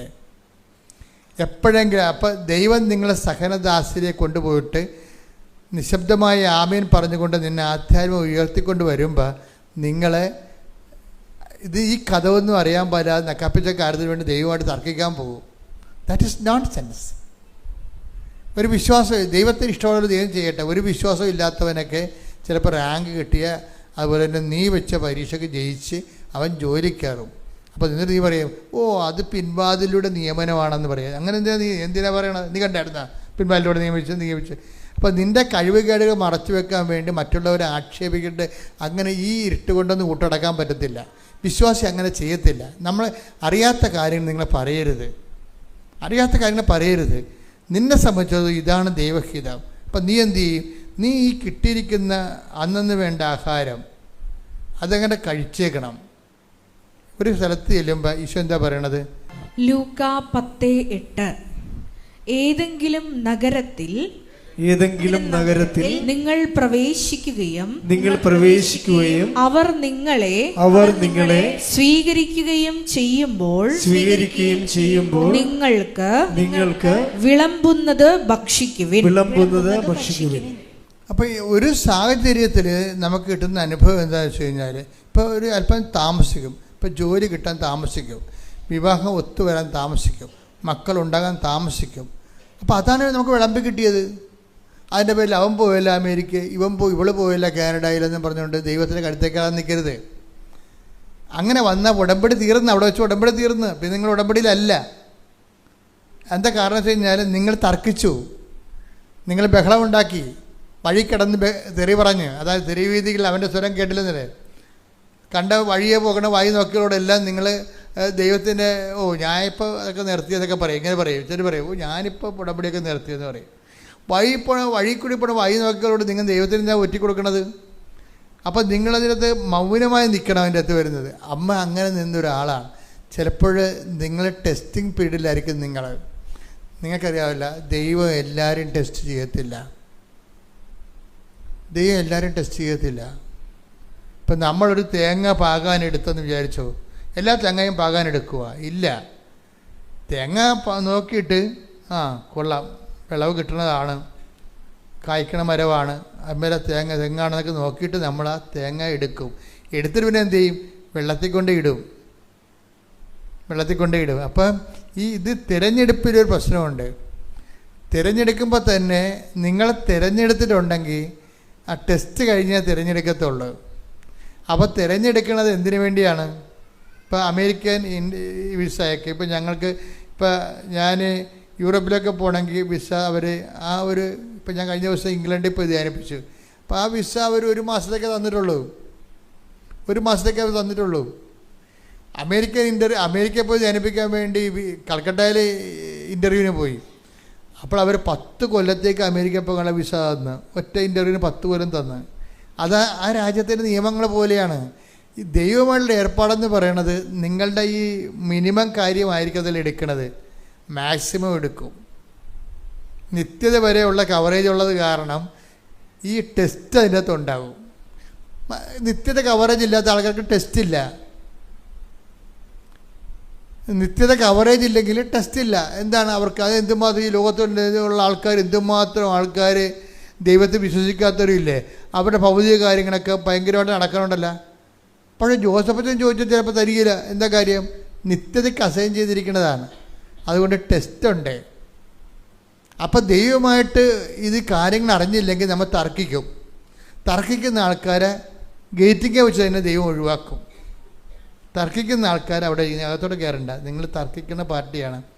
നിങ്ങൾക്ക് വേറെ എന്തോ ഉദ്ദേശമാണ് ദൈവത്തിൽ വന്നിരിക്കുന്നത്, ദൈവമല്ല നിങ്ങളുടെ ഉദ്ദേശം എന്ന് തോന്നിയാൽ ഗേറ്റിങ്ങെ വെച്ച് തന്നെ ആ സാധനം ഒഴിവാക്കും.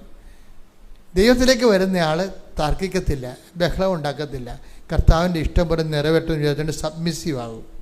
അതാണ് അമ്മ നിശബ്ദമായ ആമയും പറയണത്. ഇപ്പം നിങ്ങൾ ചിലർ ഇന്നലെ ഒരു ആൾ കൊണ്ടുവന്ന് 41 വർഷമായി കല്യാണമില്ല. അപ്പോൾ ഞാൻ ചോദിച്ചാൽ ആദ്യത്തെ കല്യാണമാണോ എന്ന് ചോദിച്ചപ്പോൾ അതേന്ന് പറഞ്ഞു. അത്രേ ഉള്ളൂ. അപ്പോൾ എല്ലാവരും കെട്ടിപ്പോയില്ല. ഞാൻ എൻ്റെ പെങ്ങളെ കെട്ടിക്കാൻ നിന്ന്, പെങ്ങന്മാർ 3-4 പേരുണ്ട്, അവരെല്ലാം കെട്ടിക്കാൻ നിന്നപ്പോൾ ഈ മനുഷ്യന് പെണ്ണ് കിട്ടിയില്ല. എന്നൊക്കെ ഒന്ന് ചിന്തിച്ച് നോക്കിയേ. പക്ഷെ അവന് തർക്കമുണ്ടാ? അവന് ദൈവത്തെ അറിയാവുന്ന കാരണം തർക്കമില്ല. 3-4 പെമ്മന്മാരെ കെട്ടിച്ച് കഴിഞ്ഞപ്പോൾ അവന് പെണ്ണ് കിട്ടാനുള്ളത് പോയി. അവനിപ്പോൾ 41 വയസ്സായി. അവന് തർക്കമുണ്ടാ? തർക്കമില്ല. കർത്താവിന് ഇഷ്ടമുണ്ട് തരട്ടെ, അല്ലെങ്കിൽ ഞാനിങ്ങനെ കർത്താവിൻ്റെ ഇഷ്ടം പോലെ നിൽക്കും. Present B the name of the Lord. ഇതെന്ന് പറയുന്നത് ഈ സഹനദാസൻ എന്ന് പറയുന്ന ഒരു പ്രൊഫഷനകത്തുണ്ട്. ഇതിൻ്റെ മക്കളെ ആധ്യാത്മിക വരുമ്പോൾ ഇതിൻ്റെ ഏറ്റവും വലിയ പുണ്യം ദൈവം തന്നെയാണെന്ന് വിചാരിക്കണം. ദൈവം തന്നെയാണെന്ന്. അപ്പോൾ നിങ്ങൾക്ക് തോന്നും, അപ്പോൾ അച്ഛനിങ്ങനെ പറയണതനുസരിച്ചാണെങ്കിൽ ഞങ്ങളുടെ കാര്യമൊന്നും നടക്കത്തില്ലേ? പക്ഷേ ഞാൻ ചോദിക്കട്ടെ നിങ്ങളോട്, ഈ ലോകത്ത്, ഈ ഭൂമിയിൽ 43,000 കാര്യങ്ങൾ എ ഗ്രേഡിലെ സാക്ഷ്യം കിടക്കുന്നത് കൃപാസനത്തിൽ മാത്രമാണ്. ആ കൃപാസനത്തിൽ നിന്നാണ് ഇങ്ങനെ സംസാരിക്കുന്നത് ഓർക്കണം. ലോകത്തൊരു ധ്യാന കേന്ദ്രത്തിൽ 43,000 സാക്ഷ്യം കിടപ്പില്ല യൂട്യൂബിൽ. ഹല്ലേലൂയ. അപ്പൊ അങ്ങനെ വരുമ്പോ അപ്പൊ നിങ്ങൾ ശ്രദ്ധിക്കേണ്ട കാര്യം വെച്ചാൽ ഇതെല്ലാത്തിനും സമാധാനം ഉണ്ടാകും. പക്ഷെ നിങ്ങൾ ഈ 10-9 കാര്യത്തിൽ സമാധാനം ഉണ്ടായിട്ട് ഒരു കാര്യത്തിൽ സമാധാനം ഇല്ലാതെ വരുമ്പോൾ ആ ഒരു കാര്യം വെച്ചൊരു കർത്താവിനെ പ്രതിക്കൂട്ടിലാക്കിയ 9 കാര്യം നേടിയ കർത്താവ് നിങ്ങളോട് ഗുഡ് ബൈ പറയും. അത് സംഭവിക്കാതിരിക്കാനാണ് ഞാൻ ഈ മുൻകൂർ ജാമ്യം എടുക്കുന്നത്. ഇപ്പം മനസ്സിലായ? ശ്രദ്ധിക്കട്ടെ. Hallelujah. Hallelujah, hallelujah, hallelujah, hallelujah, hallelujah. ജീവിത ദുരിതങ്ങൾക്ക് വേണ്ടി, രോഗസൗഖ്യങ്ങൾക്ക് വേണ്ടി പ്രാർത്ഥിക്കുന്ന ഈ നിമിഷം അങ്ങയുടെ വലതുകരത്താൽ ഈശോ അങ്ങയുടെ ആണിപ്പെടുതാർന്ന വലതുകരത്താൽ ഞങ്ങളെ ആശീർവദിക്കണമേ. തീർത്ഥാടനത്തിലെ പ്രാർത്ഥിക്കുന്നവരും ഓൺലൈനിലെ പ്രാർത്ഥിക്കുന്നവരും ഈ നിമിഷം കർത്താവിന്റെ ചൈതന്യത്തിലെ നിറയട്ടെ. ശ്രുതികട. Hallelujah, hallelujah, hallelujah, hallelujah. മഹത്വം, മഹത്വം, ആരാധന, ആരാധന, ഹല്ലേലൂയ, ഹല്ലേലൂയ, ഹല്ലേലൂയ, ഹല്ലേലൂയ, മഹത്വം, മഹത്വം, ആരാധന, ആരാധന, ഹല്ലേലൂയ. എൻ്റെ മക്കളെ, അച്ഛൻ ഇപ്പൊ പ്രാർത്ഥിക്കുമ്പോഴേ ഈ മക്കളില്ലാത്തവരില്ലേ, അവരടിവയറ്റി കൈവച്ച് പ്രാർത്ഥിക്കണം. ഇനി അവരിവിടെ ഇല്ലെന്ന് വിചാരിച്ചോ, നിങ്ങൾ അമ്മയാണ് ഇവിടെ ഉള്ളത്. അമ്മ മകൾക്ക് വേണ്ടി അടിവയറ്റി കൈവച്ച് പ്രാർത്ഥിക്കണം. കർത്താവല്ലേ ഇതെല്ലാം കാണുകയും എടുക്കുകയും ചെയ്യുന്നത്. അവന് നെഞ്ചുവേദനയുള്ളവരും സ്ട്രോക്ക് വന്നവരും ശിരസിൽ നെറ്റിയിൽ കൈവച്ചുകൊണ്ട് പ്രാർത്ഥിക്കണം. നെഞ്ചുവേദന വന്നവർ ഹൃദയത്തിൽ കൈവച്ചുകൊണ്ട് പ്രാർത്ഥിക്കണം. അച്ഛൻ നിങ്ങൾക്ക് വേണ്ടി പ്രാർത്ഥിക്കാൻ നമ്മുടെ സമയമാണ്. അവന് ഡിസ്ചാർജൊക്കെ ഉള്ളവരും അടിവയറ്റി കൈവച്ച് പ്രാർത്ഥിക്കണം. വെള്ളപ്പോക്ക്, വൈറ്റ് ഡിസ്ചാർജൊക്കെ ഉള്ളവരില്ലേ, നടുവേദനക്കാരും കിഡ്നി രോഗികളും പുറകിൽ കൈവച്ച് പ്രാർത്ഥിക്കണം. ടോൺസിൽ രോഗികൾ, തൊണ്ട രോഗികൾ, സ്പോണ്ടിലോസിസ് അസുഖങ്ങളുള്ളവർ തൊണ്ടയിൽ കൈവച്ച് പ്രാർത്ഥിക്കണം. എവിടെയാണ് രോഗം അവിടെ കൈവച്ച് മാറി മാറി പ്രാർത്ഥിക്കാനും കുഴപ്പമില്ല. എവിടെയാണ് രോഗം അവിടെ കൈവച്ച് മാറി മാറി പ്രാർത്ഥിക്കാൻ കുഴപ്പമില്ല. കർത്താവേ, അങ്ങയുടെ മക്കൾക്ക് വേണ്ടി അങ്ങയുടെ അഭിഷേകത്തിന് പ്രാർത്ഥിക്കാൻ തുടങ്ങുന്നു. കർത്താവേ, 39 വർഷം നിന്റെ ബലിയർപ്പിക്കുവാൻ നീ എന്നെ യോഗ്യനാക്കി. ഞാൻ നിനക്ക് നന്ദി പറയുന്നു. ഞങ്ങളുടെ പ്രാർത്ഥനകൾ കേട്ടിട്ടുകൊണ്ട് നിന്റെ ഔദാര്യ അനുഗ്രഹത്തിൻ്റെ ഭാഗമായി ലോകത്തോട് സംസാരിക്കാൻ നീ അൾത്താരയിൽ പ്രത്യക്ഷപ്പെട്ടു. ആ പ്രത്യക്ഷീകരണത്തിൻ്റെ യോഗ്യതയാൽ അങ്ങയുടെ മക്കൾക്ക് വേണ്ടി പ്രാർത്ഥിക്കുകയാണ്. ഈശോയെ, ഒരു തലവേദന ഉള്ളവർ പോലും സുഖപ്പെടാതെ ഇവിടുന്ന് പോകരുത്. കർത്താവേ, നിന്റെ തിരുമുറിവാർന്ന വലതുകരം ഈ മക്കളുടെ ശിരസിൽ വെക്കണം. കർത്താവേ, നിന്റെ തിരുമുറിവാർന്ന വലതുകരം ഈ മക്കളുടെ ശിരസിൽ വെക്കണം. ഓൺലൈനിൽ പ്രാർത്ഥിക്കുന്നവരും ശിരസിൽ കൈവച്ചുകൊണ്ട് പ്രാർത്ഥിക്കട്ടെ. എവിടെയാണ് നിങ്ങളുടെ രോഗങ്ങൾ അവിടെയെല്ലാം കൈവയ്ക്കാൻ അടിപ്പിടർ പോലെ, വൈദ്യുത ആഘാതം പോലെ ദൈവികമായ ശക്തി അമ്മയുടെ മാധ്യസ്ഥത്തിൽ എല്ലാ രക്തസാക്ഷികളെ, വേദസാക്ഷികളെ, വിശുദ്ധന്മാരെയും സാക്ഷി നിർത്തിക്കൊണ്ട് അടിപ്പിട പോലെ ദൈവികമായ ശക്തി നിങ്ങൾക്ക് ഇറങ്ങി വസിക്കുന്ന സമയമാണ്. സ്വർഗം തുറക്കുന്ന സമയമാണ്. എല്ലാ മലക്കുമാരും നിങ്ങൾക്ക് വേണ്ടി പ്രാർത്ഥിക്കുന്ന സമയമാണ്. എൻ്റെ കർത്താവേ, എൻ്റെ ദൈവമേ, എൻ്റെ കർത്താവേ, എൻ്റെ ദൈവമേ, കർത്താവേ, നിന്റെ തിരുവരുവാർന്ന് വലത്ത് കരം അങ്ങയുടെ മക്കളുടെ ശിരസിൽ വെക്കണമേ. എൻ്റെ കർത്താവേ, എൻ്റെ ദൈവമേ, അടിപ്പിട പോലെ ദൈവിക ശക്തി നിങ്ങളെ കൊടുക്കട്ടെ. മക്കളില്ലാത്തവരെ നീ സ്പർശിക്കണമെന്ന് പ്രാർത്ഥിക്കുന്നു. സ്പോണ്ടിലോസിസ് രോഗമുള്ളവരെ നീ സ്പർശിക്കണമെന്ന് പ്രാർത്ഥിക്കുന്നു. മുട്ടിന് വേദന, മുട്ടൊടിഞ്ഞവരെ, തുടയിലൊടിഞ്ഞവരെ, വെരിക്കോസിൻ്റെ രോഗമുള്ളവർ, ശരീരം അഴുകുന്നവർ, ചിരങ്ങ് രോഗികൾ, ചൊറി രോഗങ്ങൾ, ത്വക്ക് രോഗങ്ങൾ, അതുപോലെയുള്ള എല്ലാവിധ ത്വക്ക് രോഗങ്ങൾ കർത്താവിൻ്റെ വിശുദ്ധമായ രക്തത്താൽ ഇപ്പോൾ കഴുകപ്പെടട്ടെ.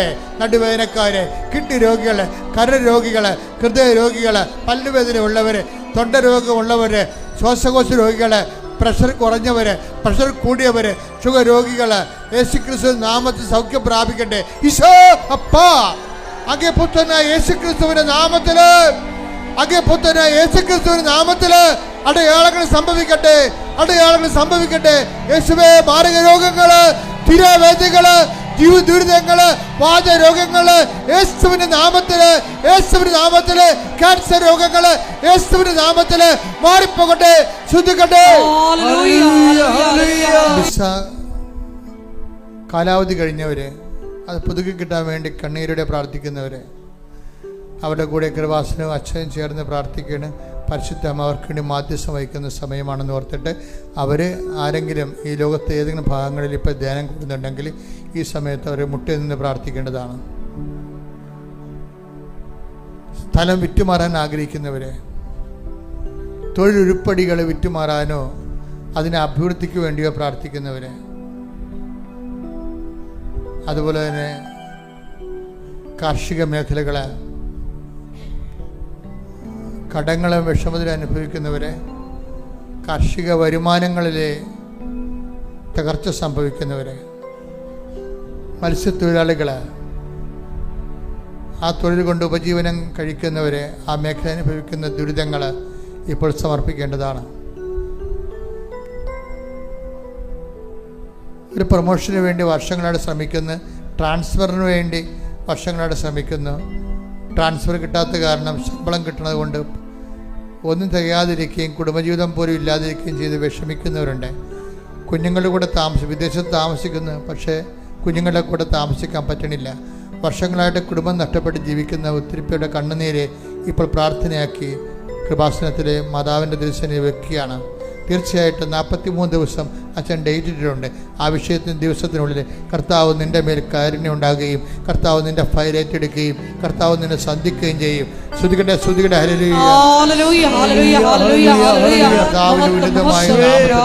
സഭയുടെ അധികാരത്തിൽ പുരുഷന്റെ അടയാളത്തിൽ നിന്റെ ജീവിത ദുരിതങ്ങളെ, ജീവിത തടസ്സങ്ങളെ യേശുക്രിസ്തു നാമത്തിൽ മാറിപ്പോകട്ടെ. ശ്രുതികട്ടെ ഹല്ലേലൂയ ഹല്ലേലൂയ ഹല്ലേലൂയ. മഹത്വം മഹത്വം ആരാധന. Hallelujah hallelujah hallelujah.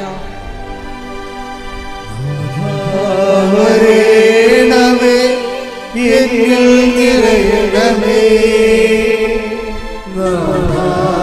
വരേണമേ സൗഖ്യം നൽകണമേ.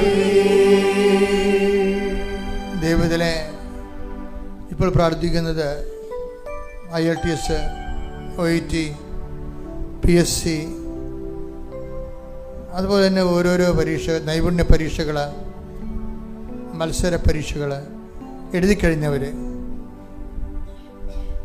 ഇൻകം ടാക്സിൻ്റെ പരീക്ഷകൾ, ബാങ്ക് ടെസ്റ്റുകൾ എഴുതിക്കഴിഞ്ഞവർ, എഴുതാൻ പോകുന്നവർ, അതിനുവേണ്ടി പരിശ്രമിക്കുന്നവർ, അതിൻ്റെ റിസൾട്ട് പ്രതീക്ഷിക്കുന്നവർ, അവർക്ക് ഉന്നതമായ വിദ്യാഭ്യാസമോ അതിന് യോഗ്യത ലഭിക്കാൻ വേണ്ടി പ്രാർത്ഥിക്കുന്നവർ, ഇതെല്ലാം ഉടമ്പടിയുടെ വിഷയങ്ങളാണ്. അതെല്ലാം മേലും ദൈവത്തിൻ്റെ ചൈതന്യം ഉണ്ടാകും. അമ്മ മാതാവ് പ്രത്യക്ഷപ്പെട്ട പുണ്യഭൂമിയിൽ നിന്നുകൊണ്ടാണ് കർത്താവിനെ എഴുന്നള്ളിച്ച് വെച്ച് ആരാധനയുടെ സാന്നിധ്യത്തിൽ നമ്മൾ പ്രാർത്ഥിക്കുന്നത്. ഈ വിഷയത്തെ നിന്നെ വേദനിപ്പിക്കും മക്കളില്ലാത്തവർ, ഉള്ള മക്കൾക്ക് ഓട്ടിസവും അതുപോലെ തന്നെ ഹൈപ്പർ ആക്ടിവിറ്റിയൊക്കെ ഉണ്ട്, മാതാപിതാക്കന്മാർ നരകതുല്യമായ വേദന അനുഭവിക്കുന്നവർ പരിശുദ്ധ അമ്മയുടെ മധ്യസ്ഥത്തിൽ ഈശോയ്ക്ക് ഏൽപ്പിക്കണ കുഞ്ഞുങ്ങളെ. ശ്രുതികട്ടെ ശ്രുതികട്ടെ ഹല്ലേലൂയ ഹല്ലേലൂയ ഹല്ലേലൂയ. മഹത്വം മഹത്വം ആരാധന ആരാധന ഹല്ലേലൂയ ഹല്ലേലൂയ ഹല്ലേലൂയ ഹല്ലേലൂയ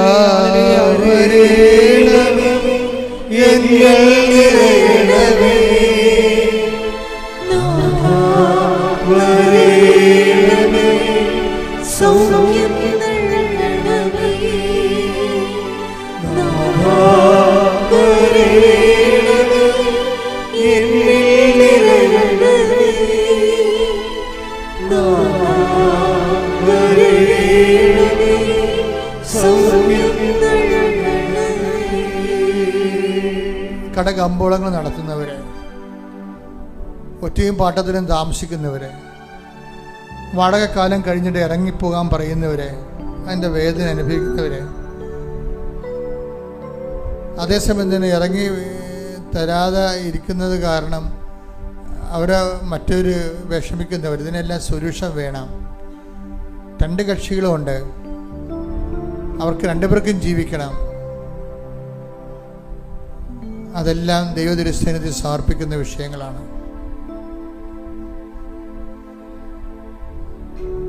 പല പല രോഗങ്ങളും മാറി മാറി വരികയും മാറാതെ നിൽക്കുന്ന രോഗങ്ങളുണ്ട്. വെള്ളപ്പണ്ട് രോഗങ്ങൾ, സോറിയാസിസ് രോഗങ്ങൾ, അവിടെയെല്ലാം വിശുദ്ധമായ രക്തം കർത്താവ് തളിക്കപ്പെടുന്നതിനെ പ്രാർത്ഥിച്ചുകൊണ്ട് ശ്രദ്ധിക്കട്ടെ. ഹല്ലേലൂയ. ഹല്ലേലൂയ ഹല്ലേലൂയ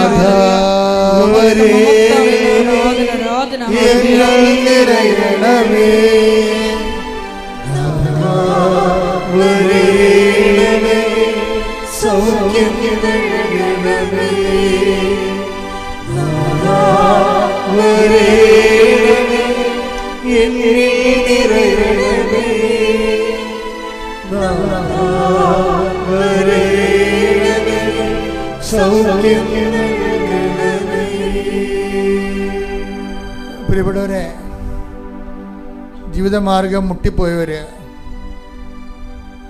കമ്പനിയിൽ നിന്ന് ടെർമിനേറ്റ് ആയി പോയവര്, തിരിച്ചു കയറാൻ പറ്റാതിരിക്കുന്നവർ, വിസ ഉണ്ട് പക്ഷേ ജോലിയില്ല, കോൾ ഫോർ ചെയ്യുന്നില്ല, അങ്ങ് ധർമ്മസങ്കടത്തിയിരിക്കുന്നവരുണ്ട്, ഭാര്യ ഭർത്താക്കന്മാർ തമ്മിൽ അകന്ന് ജീവിക്കുന്നവർ, അവർക്ക് ഒരുമിച്ച് ജീവിക്കാൻ ആഗ്രഹമുണ്ട്. അതിൽ ആർക്കെങ്കിലും ഒരാൾക്ക് ആഗ്രഹമുണ്ടെങ്കിൽ കർത്താവിൻ്റെ നാമത്തിൽ അവർക്ക് വേണ്ടി പ്രാർത്ഥിക്കുന്നു. 16 ദിവസം ഡേറ്റ് ഇട്ടിട്ടുണ്ട് നിങ്ങൾ ഒരുമിച്ച് താമസിക്കാൻ വേണ്ടി. വെള്ളമില്ലാത്തവരെ,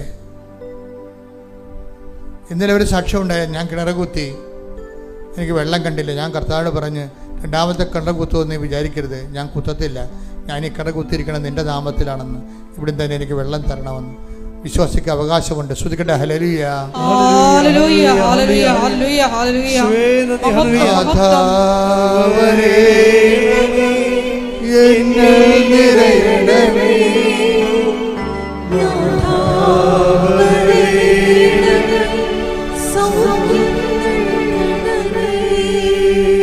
കർത്താവ് ജീവനോടെ മഹത്വപൂർണനായി ആരാധ്യനായി അനുഗ്രഹദാതാവായി നിൽക്കുന്ന സമയമാണ്. അമ്മ പരിശുദ്ധമ്മ ദേവമാത നമുക്കിൻ്റെ മാധ്യസ്ഥം വഹിക്കുന്നു. നിങ്ങൾ സന്തോഷമായിരിക്കണം. ഓൺലൈനിലുള്ളവരും ഇപ്പോൾ സന്തോഷത്തോടെ പ്രാർത്ഥിക്കണം. കാരണം നമ്മൾ ദൈവത്തിൻ്റെ സാക്ഷാത് ദൈവത്തിൻ്റെ തിരുസന്നിധിയിൽ അവിടുത്തെ അമ്മയായ പരിശുദ്ധ കന്യാമറിയത്തിൻ്റെ നമുക്ക് വേണ്ടി മാധ്യസ്ഥത്തിലാണ് നമ്മൾ നിൽക്കുന്നതെന്ന് ഓർക്കണം.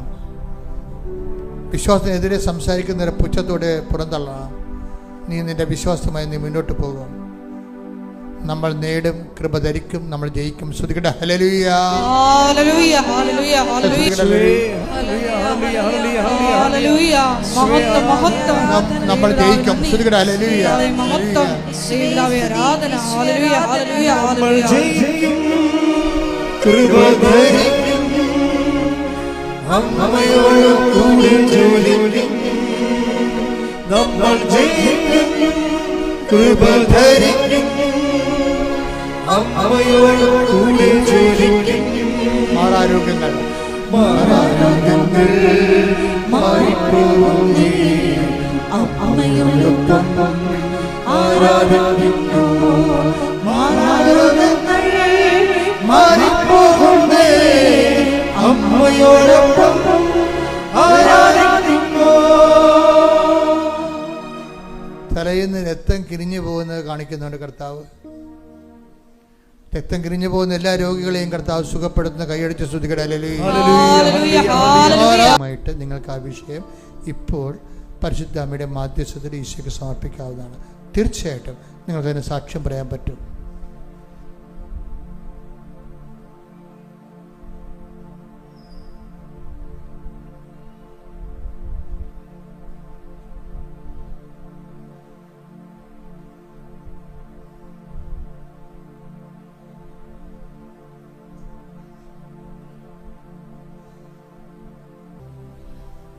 ബ്രെയിനിൻ്റെ അസുഖമുള്ള കുറേ ആൾക്കാർ കർത്താവ് സുഖപ്പെടുന്നതായിട്ട് സന്ദേശമുണ്ട്. ഹല്ലേലൂയ ഹല്ലേലൂയ ഹല്ലേലൂയ യേശുവേ നന്ദി, യേശുവേ ആരാധന. ഹല്ലേലൂയ മഹത്വം മഹത്വം ആരാധന ആരാധന. ഹല്ലേലൂയ. മുട്ടിൻ്റെ താഴെ മുട്ടിൻ്റെ മുകളിൽ ഒരു വലിയ ചൊറി പോലെ കുരുവാണ്. എന്താ അപകടത്തിൽ അത് പൊറുക്കാതെ കിടക്കുന്ന വ്രണമാണ്. കർത്താവ് സുഖപ്പെടുന്ന സന്ദേശമുണ്ട്. ഹല്ലേലൂയ ഹല്ലേലൂയ ഹല്ലേലൂയ യേശുവേ നന്ദി, യേശുവേ ആരാധന. ഹല്ലേലൂയ. വചനം വായിക്കാതെ കുറേ ദിവസമായിട്ട് ഇപ്പോൾ വചനം വായിക്കുന്നില്ല. നിങ്ങളിന്ന് ചിന്തിച്ചായിരുന്നു, ഞാൻ വായിച്ചിട്ട് കുറേ ദിവസം ആയല്ലോ എന്ന്. അത് ശരിയാണെന്ന് ഈശോ പറയുന്നു. അപ്പോൾ വചനം വായിക്കുന്നതായിട്ട് ദർശനമുണ്ട്. അതുകൊണ്ട് വചനം വായന നിർത്തിയവർ തീക്ഷണമായിട്ട് വായിക്കാൻ വേണ്ടി പരിശുദ്ധാത്മാവ് ആവശ്യപ്പെടുന്നു. ഹല്ലേലൂയ ഹല്ലേലൂയ ഹല്ലേലൂയ യേശുവേ നന്ദി, യേശുവേ ആരാധന. ഹല്ലേലൂയ. സമാപനാശീർവാദം.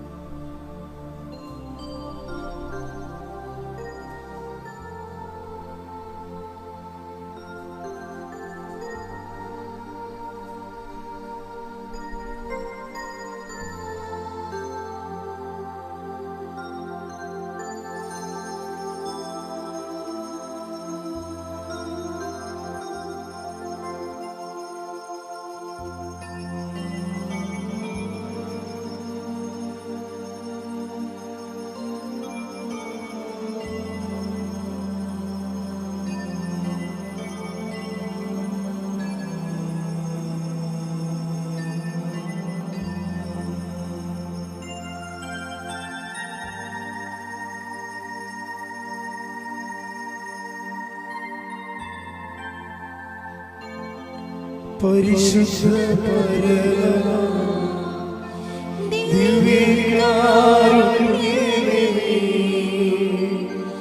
എന്നുമെന്നും അങ്ങേക്ക് ആരാധന. പരിശുദ്ധ പരമ ദിവ്യകാരുണ്യമേ, എന്നുമെന്നും